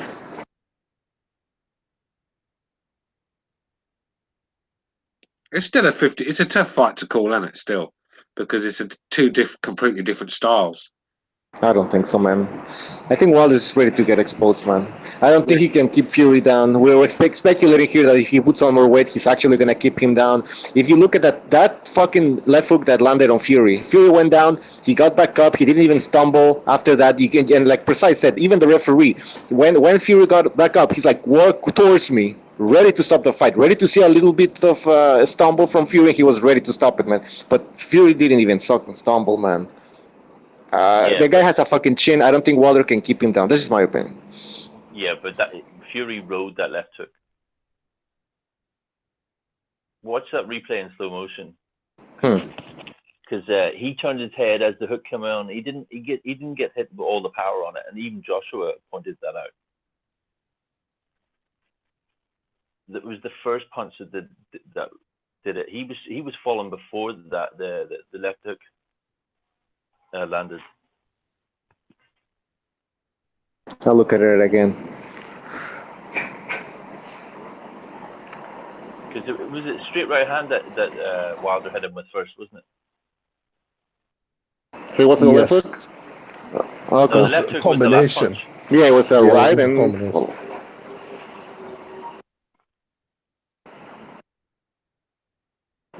In the chat, people are saying that Wilder should give Charlie Z a rematch. What else? I don't know. Well, because Charlie won that first one, didn't he? Yeah, of course. Well, anyways, yeah, we're gonna have to wait till fucking early next year to see that fight. So that's gonna be boring. I don't know if you guys are excited about Wilder Ortiz too. Can Ortiz pull the upset? I don't know. He's too old, man. Like he looked even worse since the Wilder fight. Like, so I have no confidence in him at all. Like his power's gone, his speed's gone. He's shaking every time he gets hit. Like he's done, man.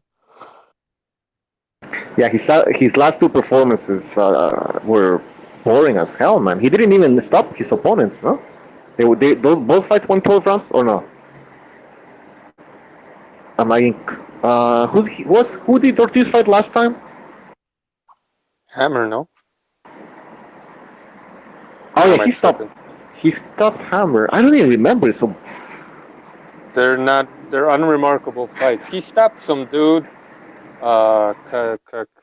Kaufman. Yeah, Travis Kaufman, and then got cracked a whole bunch of times by Hammer before stopping him, I believe. But like took a lot of, not a lot, but quite a few worrying right hands from that dude. So I think it's gonna be Wilder Stavern too, man. Wilder's just gonna pound on him, and it's gonna be a couple of rounds. Maybe not, but you gotta wonder if maybe Ortiz was still feeling some of the juice, that he got caught with. Maybe he had some of that in his veins, and now that he's been off the juice for quite some time, maybe that's why he's looking like shit. Because the PEDs have finally worn off, and now he's just food. I don't even understand why they're doing the rematch. Like he hasn't done anything to deserve it, to be honest with you. Yeah, and Fury's gonna have another fight. He said in October, if I'm not mistaken, or November. Uh, Cameron said that Fury could be fighting Pulev. What do you guys think about that? That's a good fight. It's a tough fight for Fury, man. That could potentially be like a bad fight in terms of like marketing theory because it might be boring. It might just go all 12 and in like a boring decision. That's a dangerous It's a fight bad for Fury, style. though. Yeah, some people are saying a cherry pick. Fury Pulev is a good fight, says Pugalakan. Gypsy Boxing Style says that ain't tough at all. All right. Well, I'm not It's a good excited about fight, any of man. them. I No, it's mean, not. well, Pulev is not an exciting fighter. Period. Let's just get that He has straight. the Neither is really experience. Tyson Fury. So they're gonna jab at each other probably all night. But the problem with Pulev for Fury is that he actually has a really good jab. That's his best punch. Period. And Tyson Fury's jab is poor. It's really poor. So I don't know, man. I could see Pulev out jabbing Tyson Fury actually, even though he's got the shorter arms. But if you look at Tyson, his jab from the southpaw stance is a joke. Like, forget about it. I don't know why he gets so much credit for fighting southpaw when his jab is just ridiculous. And then a lot of his jabs from the orthodox stance, he doesn't even get full extension on them. When he, at the point of impact, his elbow is still bent. So he's standing too close to his opponents. He's not using his reach effectively. So I could see that being a problem against someone like Pulev, who's been making a living with his fucking jab.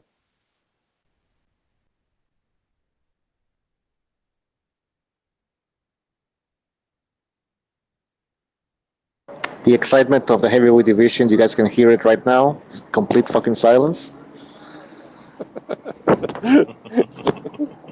Basically. It's true, man. I'm putting the comments here. Del Boy saying Tyson Fury's jab is illegal. Yeah, it's like a backhand type of jab. Yeah, when he uses his right hand, it is. It's kind of lazy back fist jab. Delboy's right. It is illegal. He doesn't really like. You would expect a guy that big, that long, to make serious damage with his jab, right? Like Klitschko, maybe like Golovkin. You'd expect him to be able to put a hurting on some dudes, bust their eyes. You know what I mean? He never does that because his jab is weak. Well, hold on. The Chisora fight, he did bust up Chisora in that fight. Yeah, that was years ago. I'm still waiting for that Tyson Fury, basically. Yeah, I Yeah. agree, but he's not shown that jab. But do you guys know he's actually born left-handed? Oh, really? Like De La Hoya, he switched. Yeah. Still, I don't think when these fighters switch stances, I don't like that, man. Stay with your better stance. Don't start switching around. I think you should switch like I think you should switch like Golovkin does when he shifts from one stance to another, and then he resets back to his original stance.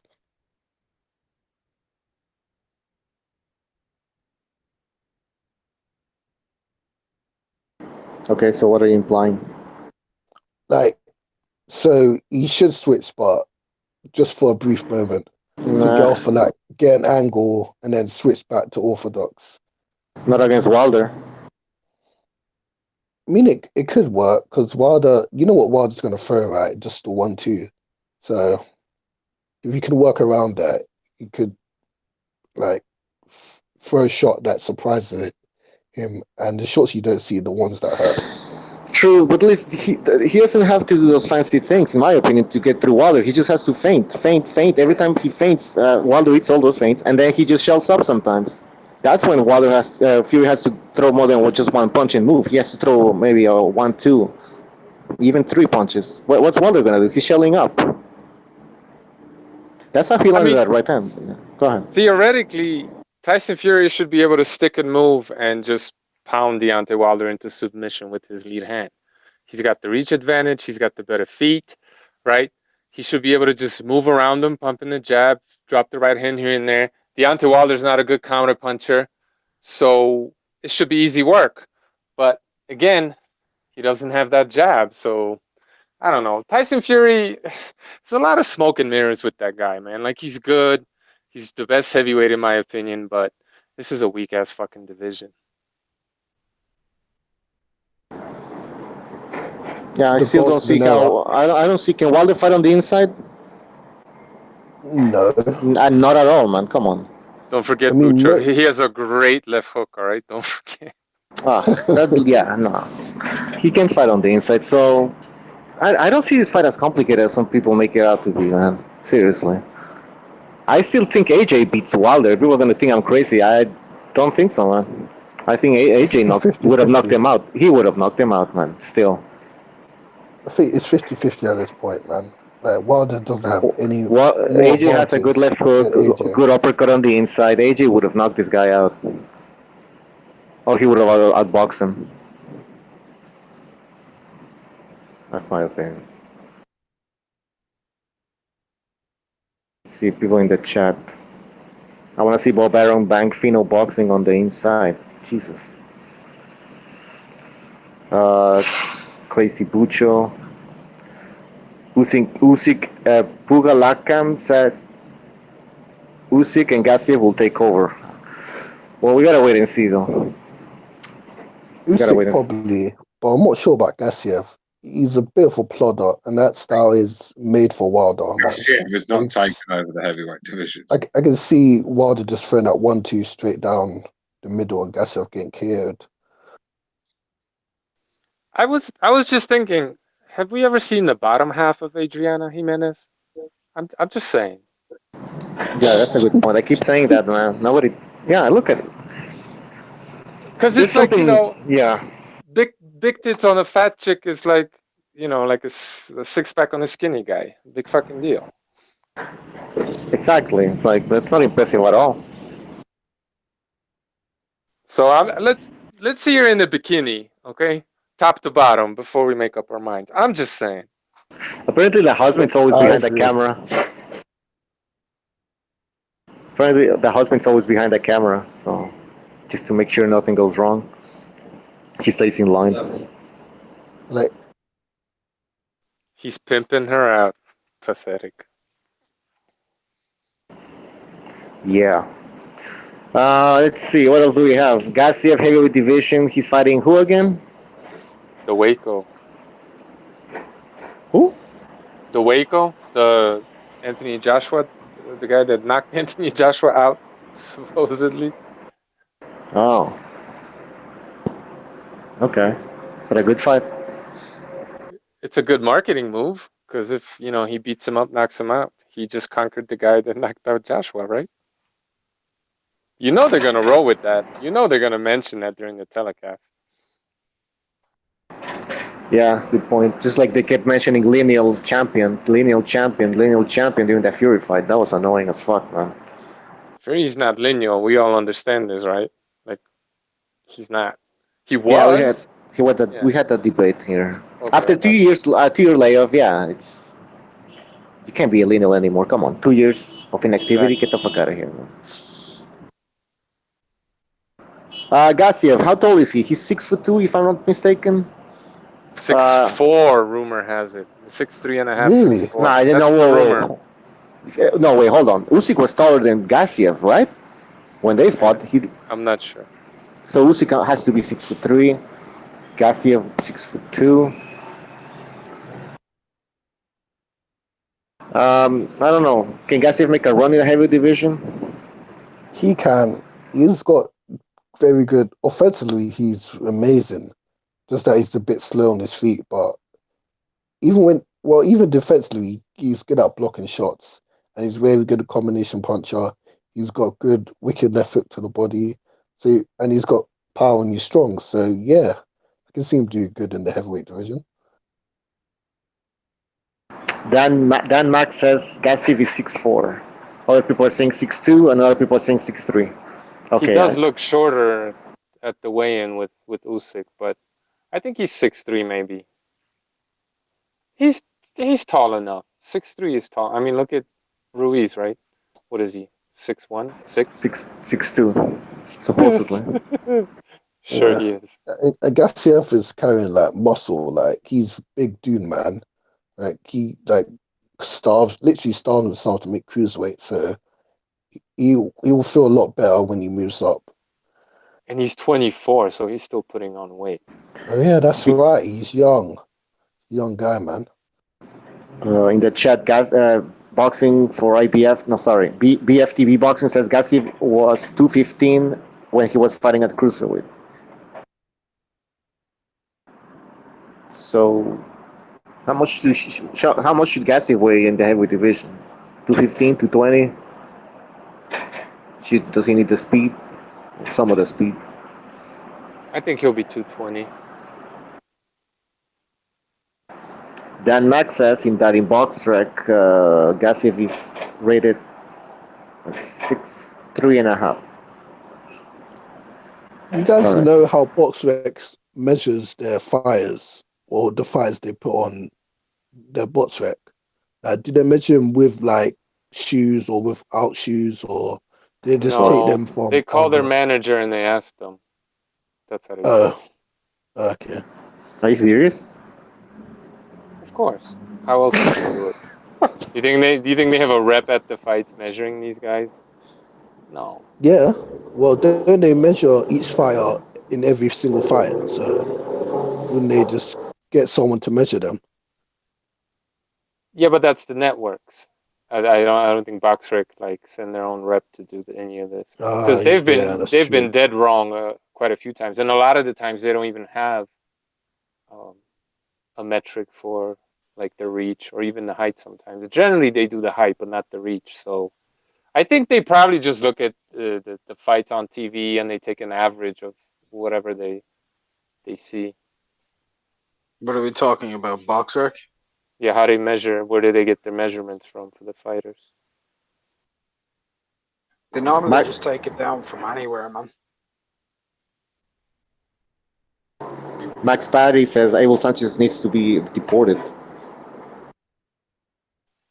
To where? Mexico, I guess. By the way, people in the chat, I'm Mexican, so don't get all fucking into your feelings here. Deport him to Africa so he can lose some weight. God damn. Yeah. Seems like, by the way, it seems like now everybody's shitting on Abel Sanchez since he left, since Golovkin left him. So, should Gassiev do the same thing? I thought Gassiev left already, didn't he? No, I don't know, man. Really? In the chat, help us out here. Did Gassiev leave Abel Sanchez?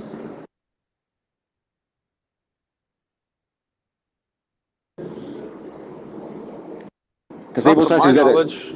No, I don't think so. But the one thing I do know is Gassiev was wearing a Golovkin fucking t-shirt earlier today or the other day in an interview. That was great. Oh, is that when Abel Sanchez spit on that shirt? I think so. He did what? He spat on the shirt. Did he? No, really? No. Okay.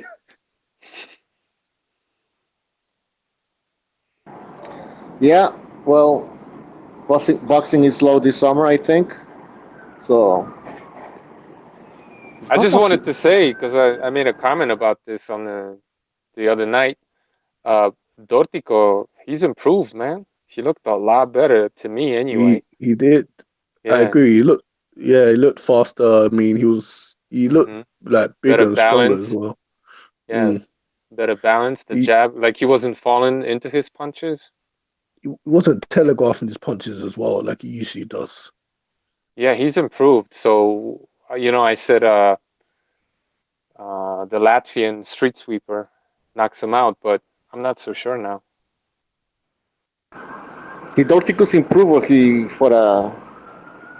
No. I'm just looking at like how he behaves in the ring, how his posture, his stance, his speed, his balance. I'm not taking the opponent into account whatsoever. He Yeah, he looks looks a lot faster. smoother. Yeah, He looked he just faster, looks stronger. better. More, his jab was better timed as well. He did something that he didn't do against Gassiev. He headhunted like a motherfucker against Gassiev. He invested in the body Yeah. against him. It was cutting the ring off really well too. Oh yeah, that in and out, that in and out chasing, man, beautiful. To beat him move to the left, because it slowly get him into the corner, man. It was to watch him. Just the way he exposed every angle. I heard a lot of people say the rounds were close. I didn't think so. I thought he was dominating the fight. He wasn't like dominating his opponent necessarily, but I thought he was winning most of the rounds clearly. Well, I'll be honest. I had it 9-0 going into that 10th. It was competitive, but he wasn't like winning. I mean, dude was winning the rounds. Yeah.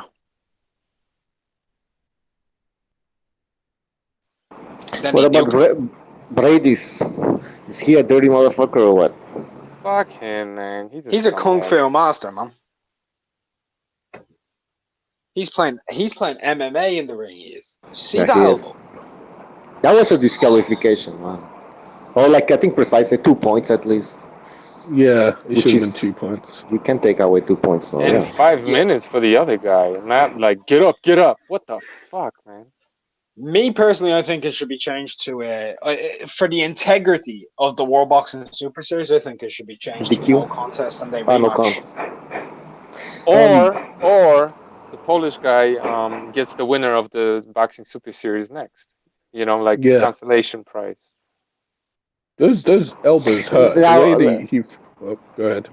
No, but I was gonna say the Polish guy. I forgot his name, Golaki. He also punched behind the head. He threw up. So. Yeah, but that shit happens in a fight all the time. That's like he's just in the midst of throwing a punch, and I don't know. I mean, it happens, bro. Whereas Briadis, he was asked if he heard the bell, and he said, yeah, so it was violent retaliation, which is disqualifiable. Yeah, you're not supposed to take law into your own hands. Like, if you get fouled, it's up to the referee to do something about it. The ref, it's the ref's fault, first and foremost. The ref fucked that fight up, man. What's up, fellas? What's up, Johnny? Boy? Hello, Johnny. I'm at work, but I'm on my cigarette break, so I figured I'd hop on for 5 minutes. Go ahead. The floor is yours. What are we talking about? Brady's being a dirty motherfucker. The World Boxing Super. Go ahead. He's a dirty cocksucker, but no, I'm just kidding. But I guess I wouldn't mind seeing him and Usyk again down the line, but is what it is. Brady's has fought at the heavyweight division, correct? Yes, I think he fought. The Manuel Charr fight was a heavyweight. Yeah, that was a heavyweight fight. Yep. I think he should move up after he fights Orticos. Did you hear Mikey Garcia said, "Oh no, that's bullshit. I'm not fighting Danny Garcia. I'm not fighting Danny Are you kidding me? I swear to Christ, Bucho. So what's he gonna do then? Fight some bum. Watch, bro. He's typical Al Haymon. What, dude, bro? I've been saying this for a while now. He's gonna go right at 140, bro. So he don't have to fight the killers at 35 or 47, bro. He's gonna find some nice little juicy bum to fucking pick on. I'm telling you. Cocksucker. Well, he is the lineal champ at 140, so they're going to market that. Is that actually true? He is. Oh my god. Wait, how did he attain lineal status? Because when when Terence Crawford left the division, it was so damn weak. The Russian kid he fought was the number 2 guy, and Mikey was number 1. Lipinets was number 2. He was number 1. So the Montenegro guy. No. The I think he's Kazakh. He's from somewhere. He's from somewhere. Yeah. East Europe. He's from somewhere. Lipinets, he's Russian. I think he flies the Russian flag, but maybe he was. I don't know. I think he was born in Kazakhstan or some shit like that. All right. Maybe he should. If anyone says if a fighter changes weight division they lose lineal, no, because Chad Dawson moved down to 168 and came up and then lost to Adonis Stevenson afterward. I think it has to be 2 fights. If you vacate the division for 2 fights, that's when you lose the lineal title. You're talking about Ring Magazine, right? Oh, I might be getting that confused. Yeah. Well, yeah, I mean, there's no other rules for lineal championship then. I mean, it's either the Ring Magazine or your own standards, I guess.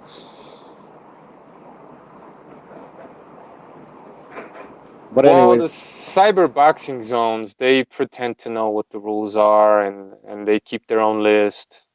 So, I don't know. Oh, okay. It's fuck right? Cyber boxing zone yeah. And fuck Tracy Callis, man. That motherfucker's been recreating rules since he got into boxing history. Oh fuck! I almost showed you guys a fucking creature walking in here. Hang it! Oh, fuck! Mikey Garcia can't fight until he finishes police academy, says Maxi Pad. Oh, that's fucking funny. I'm tired of hearing about Mikey Garcia, to be honest. Give me some chon. Yeah. Yeah, let him go. I told him he's gonna go from boxing to being Michael Pena in End of Watch, bro. I told you. If he fights Danny Garcia, he's gonna get the shit kicked. Well, he's not gonna get the shit kicked out of him, but he's gonna get stopped. Then he's gonna retire.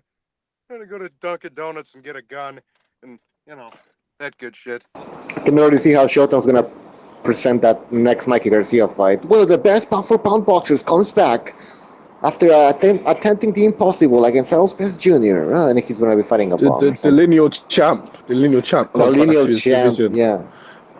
Lee Van Cleef returns from the grave after Clint Eastwood shot. Speaking of that, Bucho, was Mikey Garcia in either mine or boxing styles pound for pounders? In whose? What boxing styles? Boxing style, yeah. I can't remember. I don't think. By the way, don't spoil your pound for pound list because I was working on it. It's almost ready. I was just adding some visuals and stuff. Yeah. Yeah, people didn't like boxing styles list. I don't think Mikey's not gonna like my fucking list either. Yeah, I saw some names that are gonna be controversial. Yeah. Stay tuned, people. It's coming up. Mike, I only got a second, but Mikey's an overrated, ducking little prick, is what he is. In a nutshell. Agreed. Fuck that guy. I'm sick of him. What if Mikey?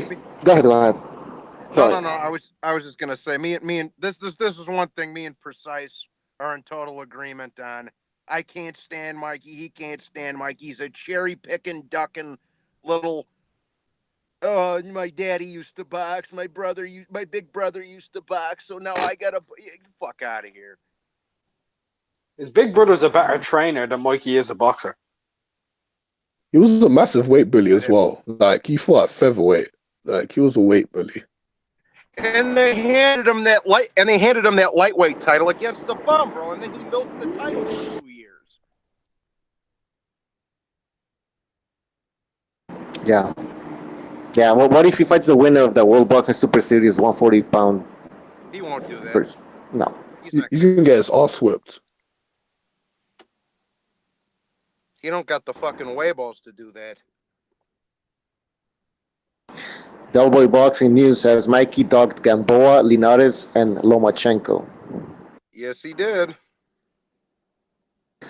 Parker Mustang says, I used to like Mikey Garcia. Yeah, me too. I used to like him. But not anymore.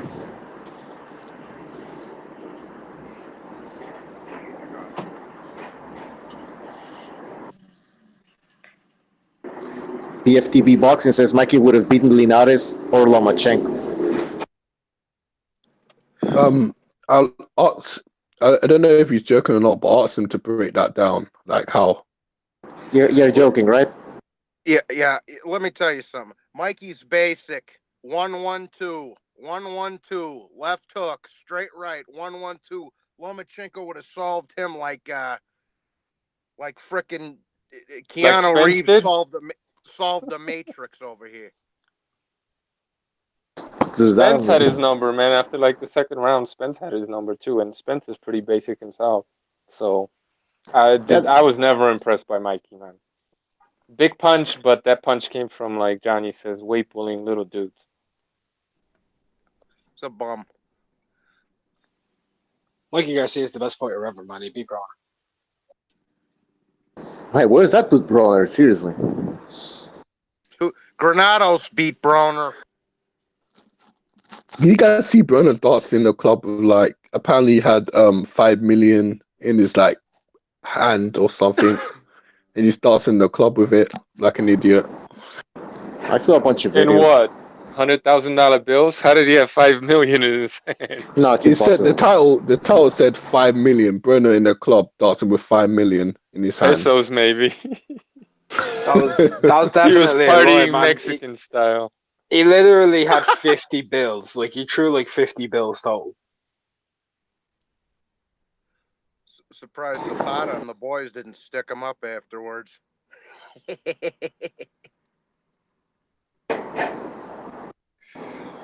How come some people are into that shit though? Yeah, I mean, Way to Chicks get with robbed. dicks? no, no, the whole Broner antics and shit, throwing money around, the gold chains.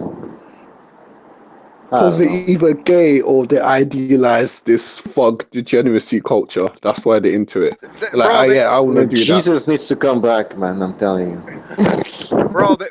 they act like they're riding around the ghetto throwing like, bro, you're gonna get robbed by somebody who don't got shit. Like, stop it, bro. Stop. Well, This guy- Charlo, man. Yeah, go ahead. Charlo's too much of a pussy to go to Detroit. Fuck out of here. They're not even Right. from the hood. Like they're not from the hood at all. They were never born there. They're not from there at all. Well, look how they dress, though. Like, They're from the That's an act to sell. suburbs. Exactly. They were the toughest guys in their high school because there were only black guys in their high school, and all the white boys were fucking scared and like, oh, you guys listen to rap? all right, boys. I just wanted to say hello. I gotta jump off. Have a good one. All right. See you later, Later. man. Peace. Salute, Johnny. Jimmy, what up? Hey, what's up, guys? Yeah. Hello. Good evening. What's going Talking on, man? boxing. Talking boxing. Anything on your mind? Oh, no, I'm just trying to get in the groove. What's going on? What are you guys talking about? I got in something about being scared of black guys in your neighborhood. That's the first thing I heard. So. we were, emphasis on were, talking about Charlo. What you think about the Fury fight? I think I mean, honestly, I didn't watch it live. I watched it later. Because, I mean, at my age, dude, I don't know how many more Saturdays I have left. You know what I mean? If I get a chance to go out and do something stupid, I'm not going to mix it for, you know. Dude, I always pass out before the main event. Always. And fucking, so, like, you know what I mean? So I caught next. It's like, I quit. Dude, I mean, Jesus Christ, that was a fucking. That kid was so bad. The other dude, like, he was able to walk in and throw an uppercut. You see him kind of throw that uppercut with his hand down, and that kid was just like popping his hands up.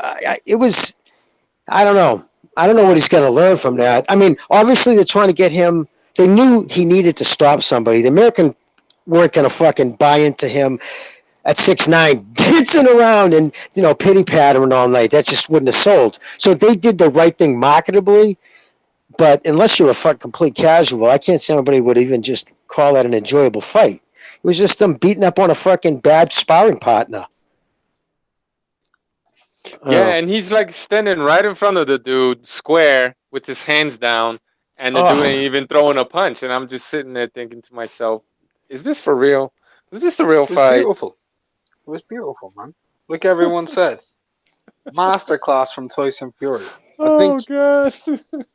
Don't forget, ESPN. They did mention that Fury was the lineal heavyweight champion of the world 47 times. Over and over 47. and over. Come on. I mean, there's no doubt. It still always surprises me when I see a man that tall, big, fucking move around. Sometimes he does some things. I mean, so it's impressive. He's a talented fighter, and I understand. Again, I'm not going to dog the dude. He's trying to fucking put butts in the seats, and casuals.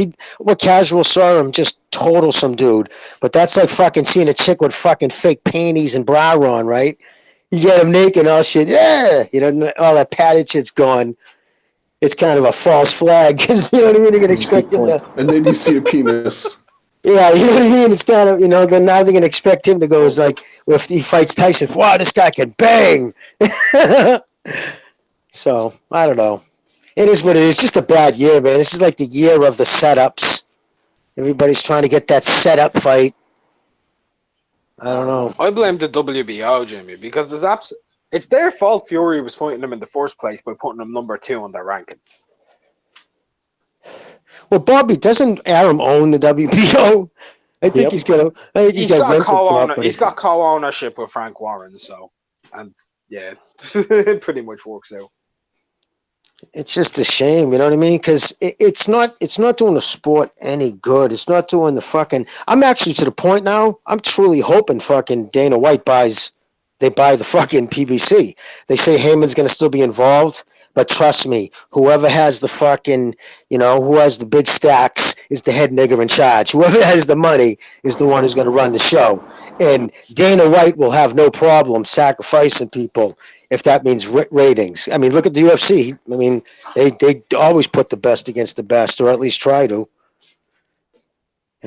So what would Heyman do with the PBC? Like, what would he would still be in the fucking as an advisor. He'd still be getting his slice as an advisor to the guys. I don't know to what extent. He's still not listed as a but it's still under the same LLC. He's never changed LLC, like I said, from the first time. And I don't know what he still owes Waddell and Reed. I'm sure he hasn't paid them back. They gave him $600 million.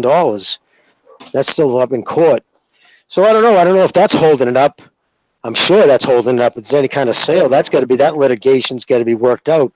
They're not going to want to take on that kind of debt. The fucking PBC's not worth it. But basically, what do you got? It's just a bunch of contracts to a bunch of fighters who need a 40-year-old to get on pay-per-views. I don't know. Is it really worth fucking $500 million? No, I don't know, man. I'd give them a packet of Cheetos for the PBC. It's just, you know what I mean? Let's just be honest. So I think he's just maybe trying to get out. Maybe if he sells, I don't know if he's got some kind of deal. But I'll tell you right now, White's proved. I mean, White's always by nature. He started out in boxing years ago. He used to do amateur and small pro cards, promoting and shit back in Boston before he ran into the boys out in Vegas. But he did. That was all under his direction. The UFC was put completely in his hands. He may be a sociopathic fucking cocksmoker, but he did turn that thing around. I mean, they paid $500,000 for that for the UFC and sold it for a couple of billion. So, you know what I mean? He can do it. So something's got to happen. Something's got to give. This is fucking ridiculous. You got fucking Oscar De La Hoya. I kind of hope DAZN, that kind of pissed me off, his tweet. I'll think about it. I hope someone from DAZN says, no, stupid. We're the one who paid the money now. We're going to do it. You know what I mean? Because DAZN needs a shot in the arm. I mean, Joshua just took a fucking L. They're going to want some... What's the tweet? He just said some fucking... It seemed like he was... And then Triple G got his account suspended for it. I don't even know if it's back up. Yeah. Because he said something... Yeah, no, Triple G got his fucking Twitter account suspended. What did he say? Well, immediately after the fight, he tweeted something about, okay, that's great. Now fight a real fighter, get a belt, and maybe I'll consider throwing you. Remember, Canelo was boss. So just derogatory fucking shit. You know what I mean? It's almost like, to me, it got a tinge that he was drunk. Because remember, it's late night Saturday. Probably shit-faced. Fucking fired it off.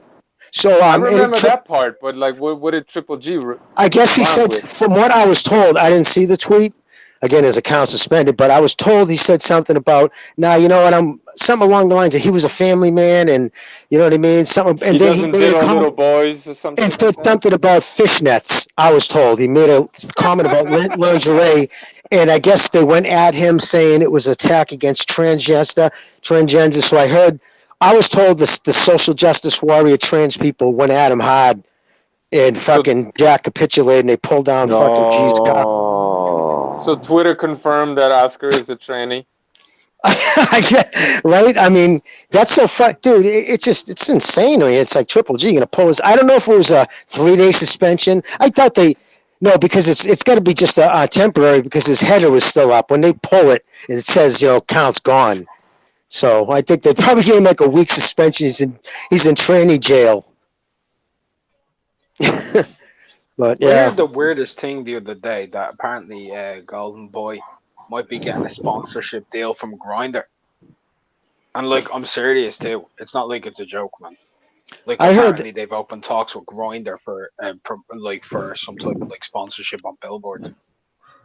I heard the middleweight did. I'm fucking hit the head too many times. The fucking black middleweight, who was in prison. Fuck, what's his name? I'm having a brain fart.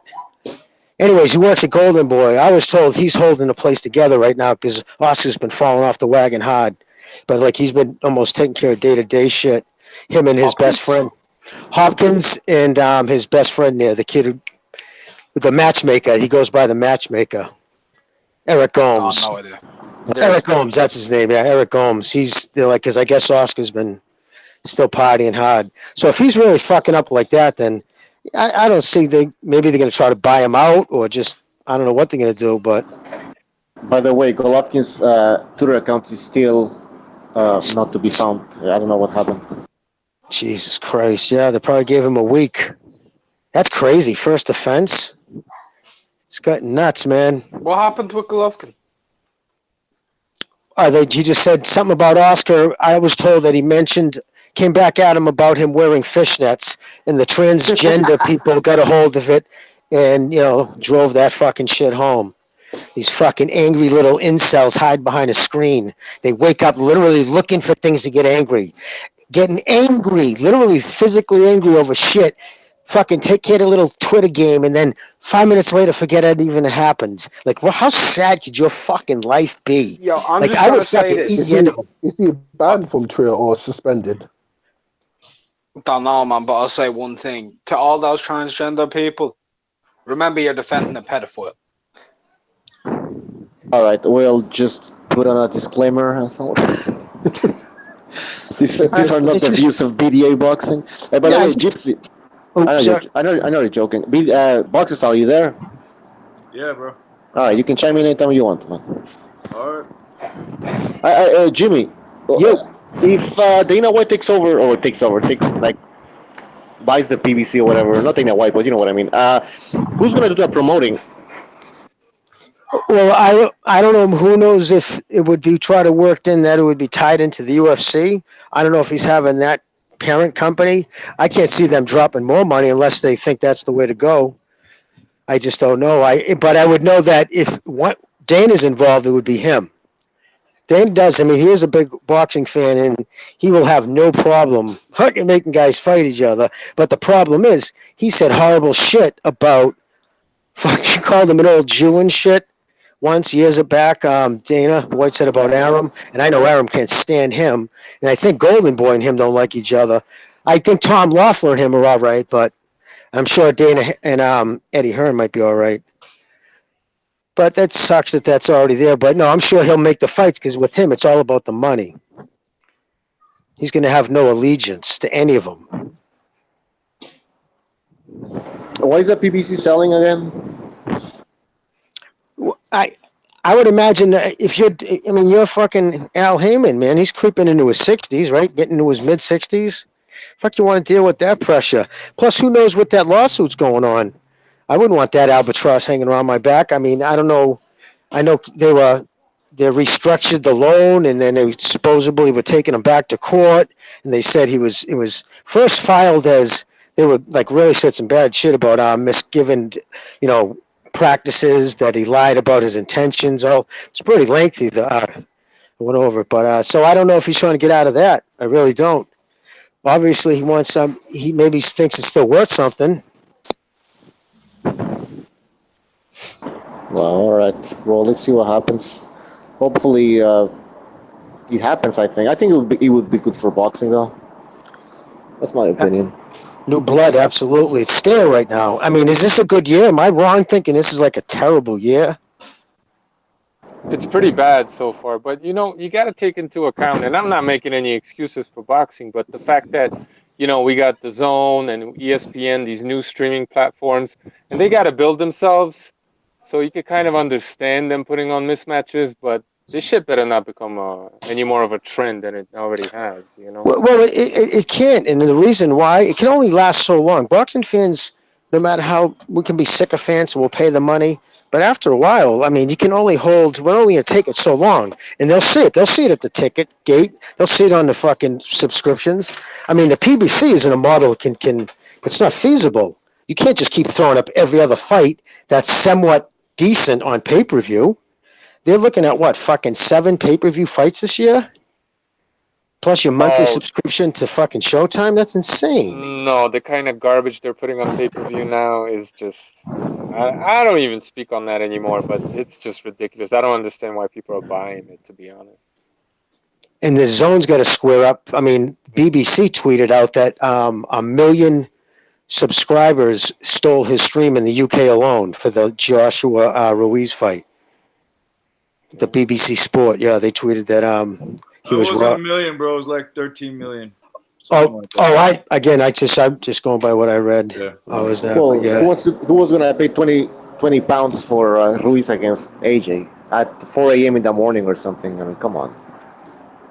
They'll pay 60 for the rematch. That's a good point. Yeah, that's going to probably happen in the UK. I know they talked about Madison Square Garden, but this is too important. I would think Hearn will make sure it happens in the UK. But isn't AJ the guy, his boss technically in a way?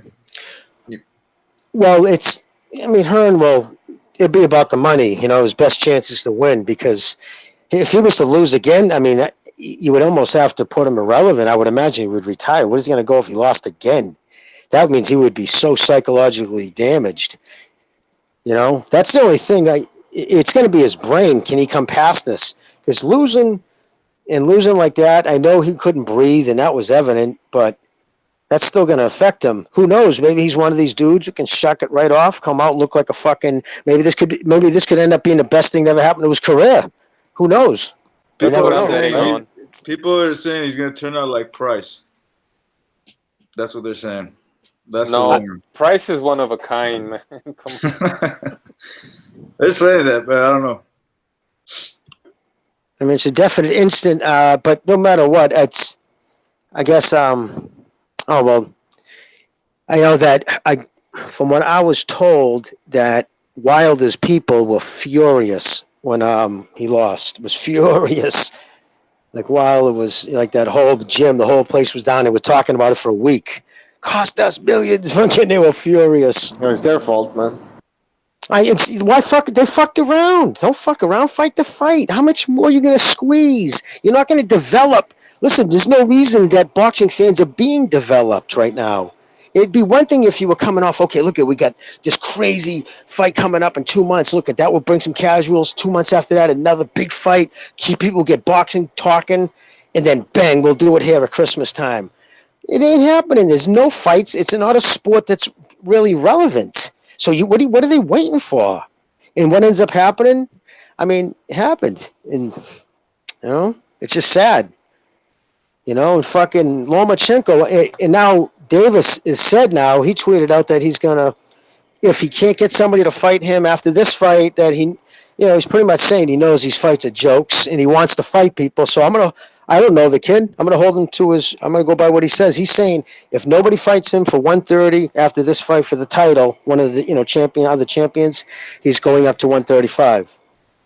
Which probably he wants to do anyways after this fight, because have you guys seen that video his girl took of him and made jokes of him on fucking Instagram? Did you guys catch that? Holy shit. How fat he is? Dude looked like he was pregnant. Holy shit, that motherfucker eating ice cream's all blown up, and again the two bitches are giggling at him. He's like, oh, fuck you, man.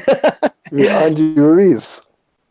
So fuck that kid. He must be. I mean, that's gonna tax his body when he fights at 130. If this kid can crack it all, he's fighting. When you take that kind of weight down, you're sucking for oxygen. You can get fucking clipped. Well, give it a year and a half, and there will be no titles left for him at 135 because it looks like they're about to unify all of them. Hey guys, we're gonna have to end the show now. Sorry for the inconvenience, but we're here for like 2 hours, so thank you for joining us, guys. Well, all right. See y'all later. Take care, guys. All y'all, man. Yeah, thank you, Jimmy, for showing up. Adios, guys. Adios. Have a good night. Peace. All right, take care, guys. Everyone in the chat, thank you for joining us. We'll be back this week with Mr. BDA as the host. All right, take care, guys.